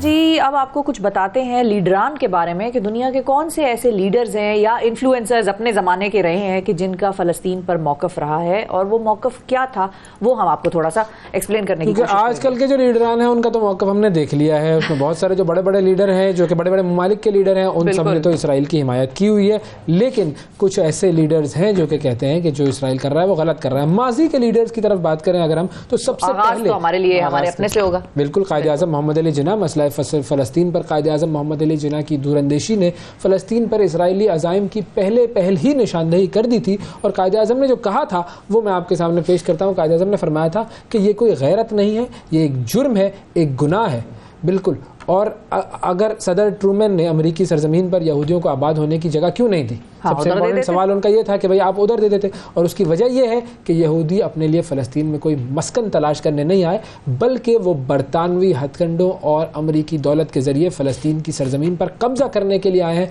जो कि 2000 साल पहले उन्होंने खो दी थी। ये बुनियादी मकसद उन्होंने बयान कर दिया। बिल्कुल, मोहम्मद अली जिन्ना ने अपने खुले अल्फाज में, साफ अल्फाज में। बिल्कुल। फिर उसके अलावा मोहम्मद अली बॉक्सर और इन्फ्लुएंसर, मैंने अपने इंट्रो में इसलिए कहा कि कुछ लोग सिर्फ लीडर नहीं होते, वो इन्फ्लुएंस भी करते हैं अपने दौर में लोगों को। तो मोहम्मद अली बॉक्सर ने फ़लस्तीन इसराइल तनाज़े पर एक बड़ा वाज़ेह मौक़िफ़ इख्तियार किया था। उन्होंने अपने वक्त में फ़लस्तीनी मुसलमानों के साथ भरपूर अंदाज में इज़हार यकजहती की, और उन्होंने कहा कि मैं अपने और अमेरिका में रहने वाले तमाम मुसलमानों के नाम पर सेहूनी ताकतों से आज़ादी हासिल करने की फ़लस्तीनियों की जो जद्दोजहद है उसकी हिमायत का ऐलान करता हूँ। These were his words, openly. बिल्कुल, कोई अगर मगर इफ एंड बट दाएं बाएं वो होता है ना, हल्का सा इजहार नहीं, खुले अल्फाज में साफ साफ उन्होंने बताया what does he feel about. अच्छा, गांधी जो कि भारत के मशहूर लीडर थे जी, और उन्होंने भी क़याम पाकिस्तान से कबल जो कांग्रेस के रहनुमा थे, उन्होंने भी फ़लस्तीनियों की हिमायत में आवाज़ बुलंद की थी, इसराइल के नाजायज़ कब्जे की मजम्मत की थी। मौक़िफ़ क्या था उनका कि जैसे इंग्लैंड अंग्रेज़ों की मिल्कियत है, फ्रांस फ्रांसीसियों की जागीर है, वैसे ही फ़लस्तीन अरब का हिस्सा है और सिर्फ अरब से मुंसलिक है। ये है गांधी के अल्फाज। बिल्कुल ठीक है जी। Again clear cut. Malcolm X की बात कर लें। मैल्कम एक्स ब्लैक मूवमेंट जो थी अमेरिका की, उसके बहुत बड़े रहनुमा थे, और उन्होंने एक जो कहिए कि वो एक नामवर मुसलमान सियासतदान भी थे, इंसानी हुकूक के समाजी कारकुन भी थे। उन्होंने क्या कहा था? क्या सहूनियों के पास कानूनी और अखलाकी हक है कि वो अरब फ़लस्तीन पर कब्ज़ा कर लें, अरब शहरियों को अपने ही घरों से निकाल बाहर करें और तमाम अरब जायदादों पर अपनी मजहबी बुनियादों पर कब्ज़ा कर लें कि उनके आबा व अजदाद कई हज़ार साल कबल यहाँ पर आबाद थे? एक बहुत इंपॉर्टेंट सवाल था जो कि मैल्कम एक्स ने उठाया था। बिल्कुल। फिर इसके बाद हम अगर आपको बताएं, जेम्स बॉल्डविन अमेरिका के एक मशहूर मुसन्निफ़ और लिखारी थे, और उन्होंने मसला फ़लस्तीन पर जो लिखा वो भी बड़ा साफ था। वो ये था कि फ़लस्तीन के लोग बरतानवी नौ आबादियाती पॉलिसी डिवाइड एंड रूल उसका और 30 सालों से यूरोप में मुजरिम ईसाइयों की गुनाहों का खमियाजा भुगत रहे हैं, और उन्होंने फ़लस्तीन पर इसराइली कब्जे की अपने कलम के जरिए भी शदीद मजम्मत की। वो लिखते भी थे तो उनके खिलाफ भरपूर तरीके से खुल के लिखते थे। बिल्कुल। अच्छा, एडवर्ड सईद जो है वो बेसिकली फ़लस्तीनी अमरीकी माहिर तालीम, अदबी नक्काद और सियासी कारकुन थे, और बड़ी ज़बरदस्त किताबें उन्होंने लिखी हैं ओरिएंटलिज्म वगैरह के हवाले से, और उनकी कुछ तस्वीर भी अभी सोशल मीडिया पर रिलीज हुई थी जिसके अंदर वो फैज़ अहमद फैज़ और यासिर अरफात वगैरह बिल्कुल इनको देखा जा सकता था। बिल्कुल। तो वो उन्होंने क्या लिखा है कि ये हर इंसान का बुनियादी हक है कि हर शख्स किसी खौफ, दबाव और डर के बगैर अपनी ज़िंदगी जिए, और इनका मौक़िफ़ बुनियादी ये था कि आज़ादी किसी भी कब्ज़े और जबर के बगैर इंसान की बुनियादी ज़रूरत होती है। उन्होंने फ़लस्तीन पर इसराइली जबर और ग़ासिबाना कब्ज़े के ख़िलाफ़ अपनी आवाज़ हमेशा बुलंद की थी। तो ये बड़े बड़े लोग जो होते हैं, जो कि जिनको हम कहते हैं कि जो माशरे को एक राह दिखाते हैं, बड़े थिंकर्स होते हैं, फिलोसोफर्स होते हैं, जो सही और गलत बताते हैं। हाँ बिल्कुल, और विद एब्सोल्यूट क्लैरिटी। ये नहीं वो जो शुरू में मैंने कहा ना कि अगर मगर कर लेते हैं, हम नाम गोल कर लेंगे, इसराइल का नाम नहीं लेंगे, हम कहेंगे कि जेनोसाइड हो रहा है। भाई कहाँ हो रहा है जेनोसाइड? जिसको नहीं जेनोसाइड का लफ्ज़ तो बोलना बड़ा मुश्किल से, बिल्कुल हाँ नहीं बोल रहा, बोल ही बहुत कम रहे हैं, लेकिन वो लफ्ज़ जो है इसराइल, वो कहते हुए भी लोगों की ज़बानें जो हैं वो बस कुछ हो जाता है। बिल्कुल। तो विद एब्सोल्यूट क्लैरिटी राइट और रॉन्ग का फर्क बताना वो एक लीडर का काम है। हाँ, और लोगों को पता लग जाता है कि कौन किसके साथ है, कौन सच बोल रहा है, कौन झूठ बोल रहा है। लोग जो हैं वो कोई बेवकूफ़ तो है नहीं भाई, ऐसा ही सोशल मीडिया का दौर है।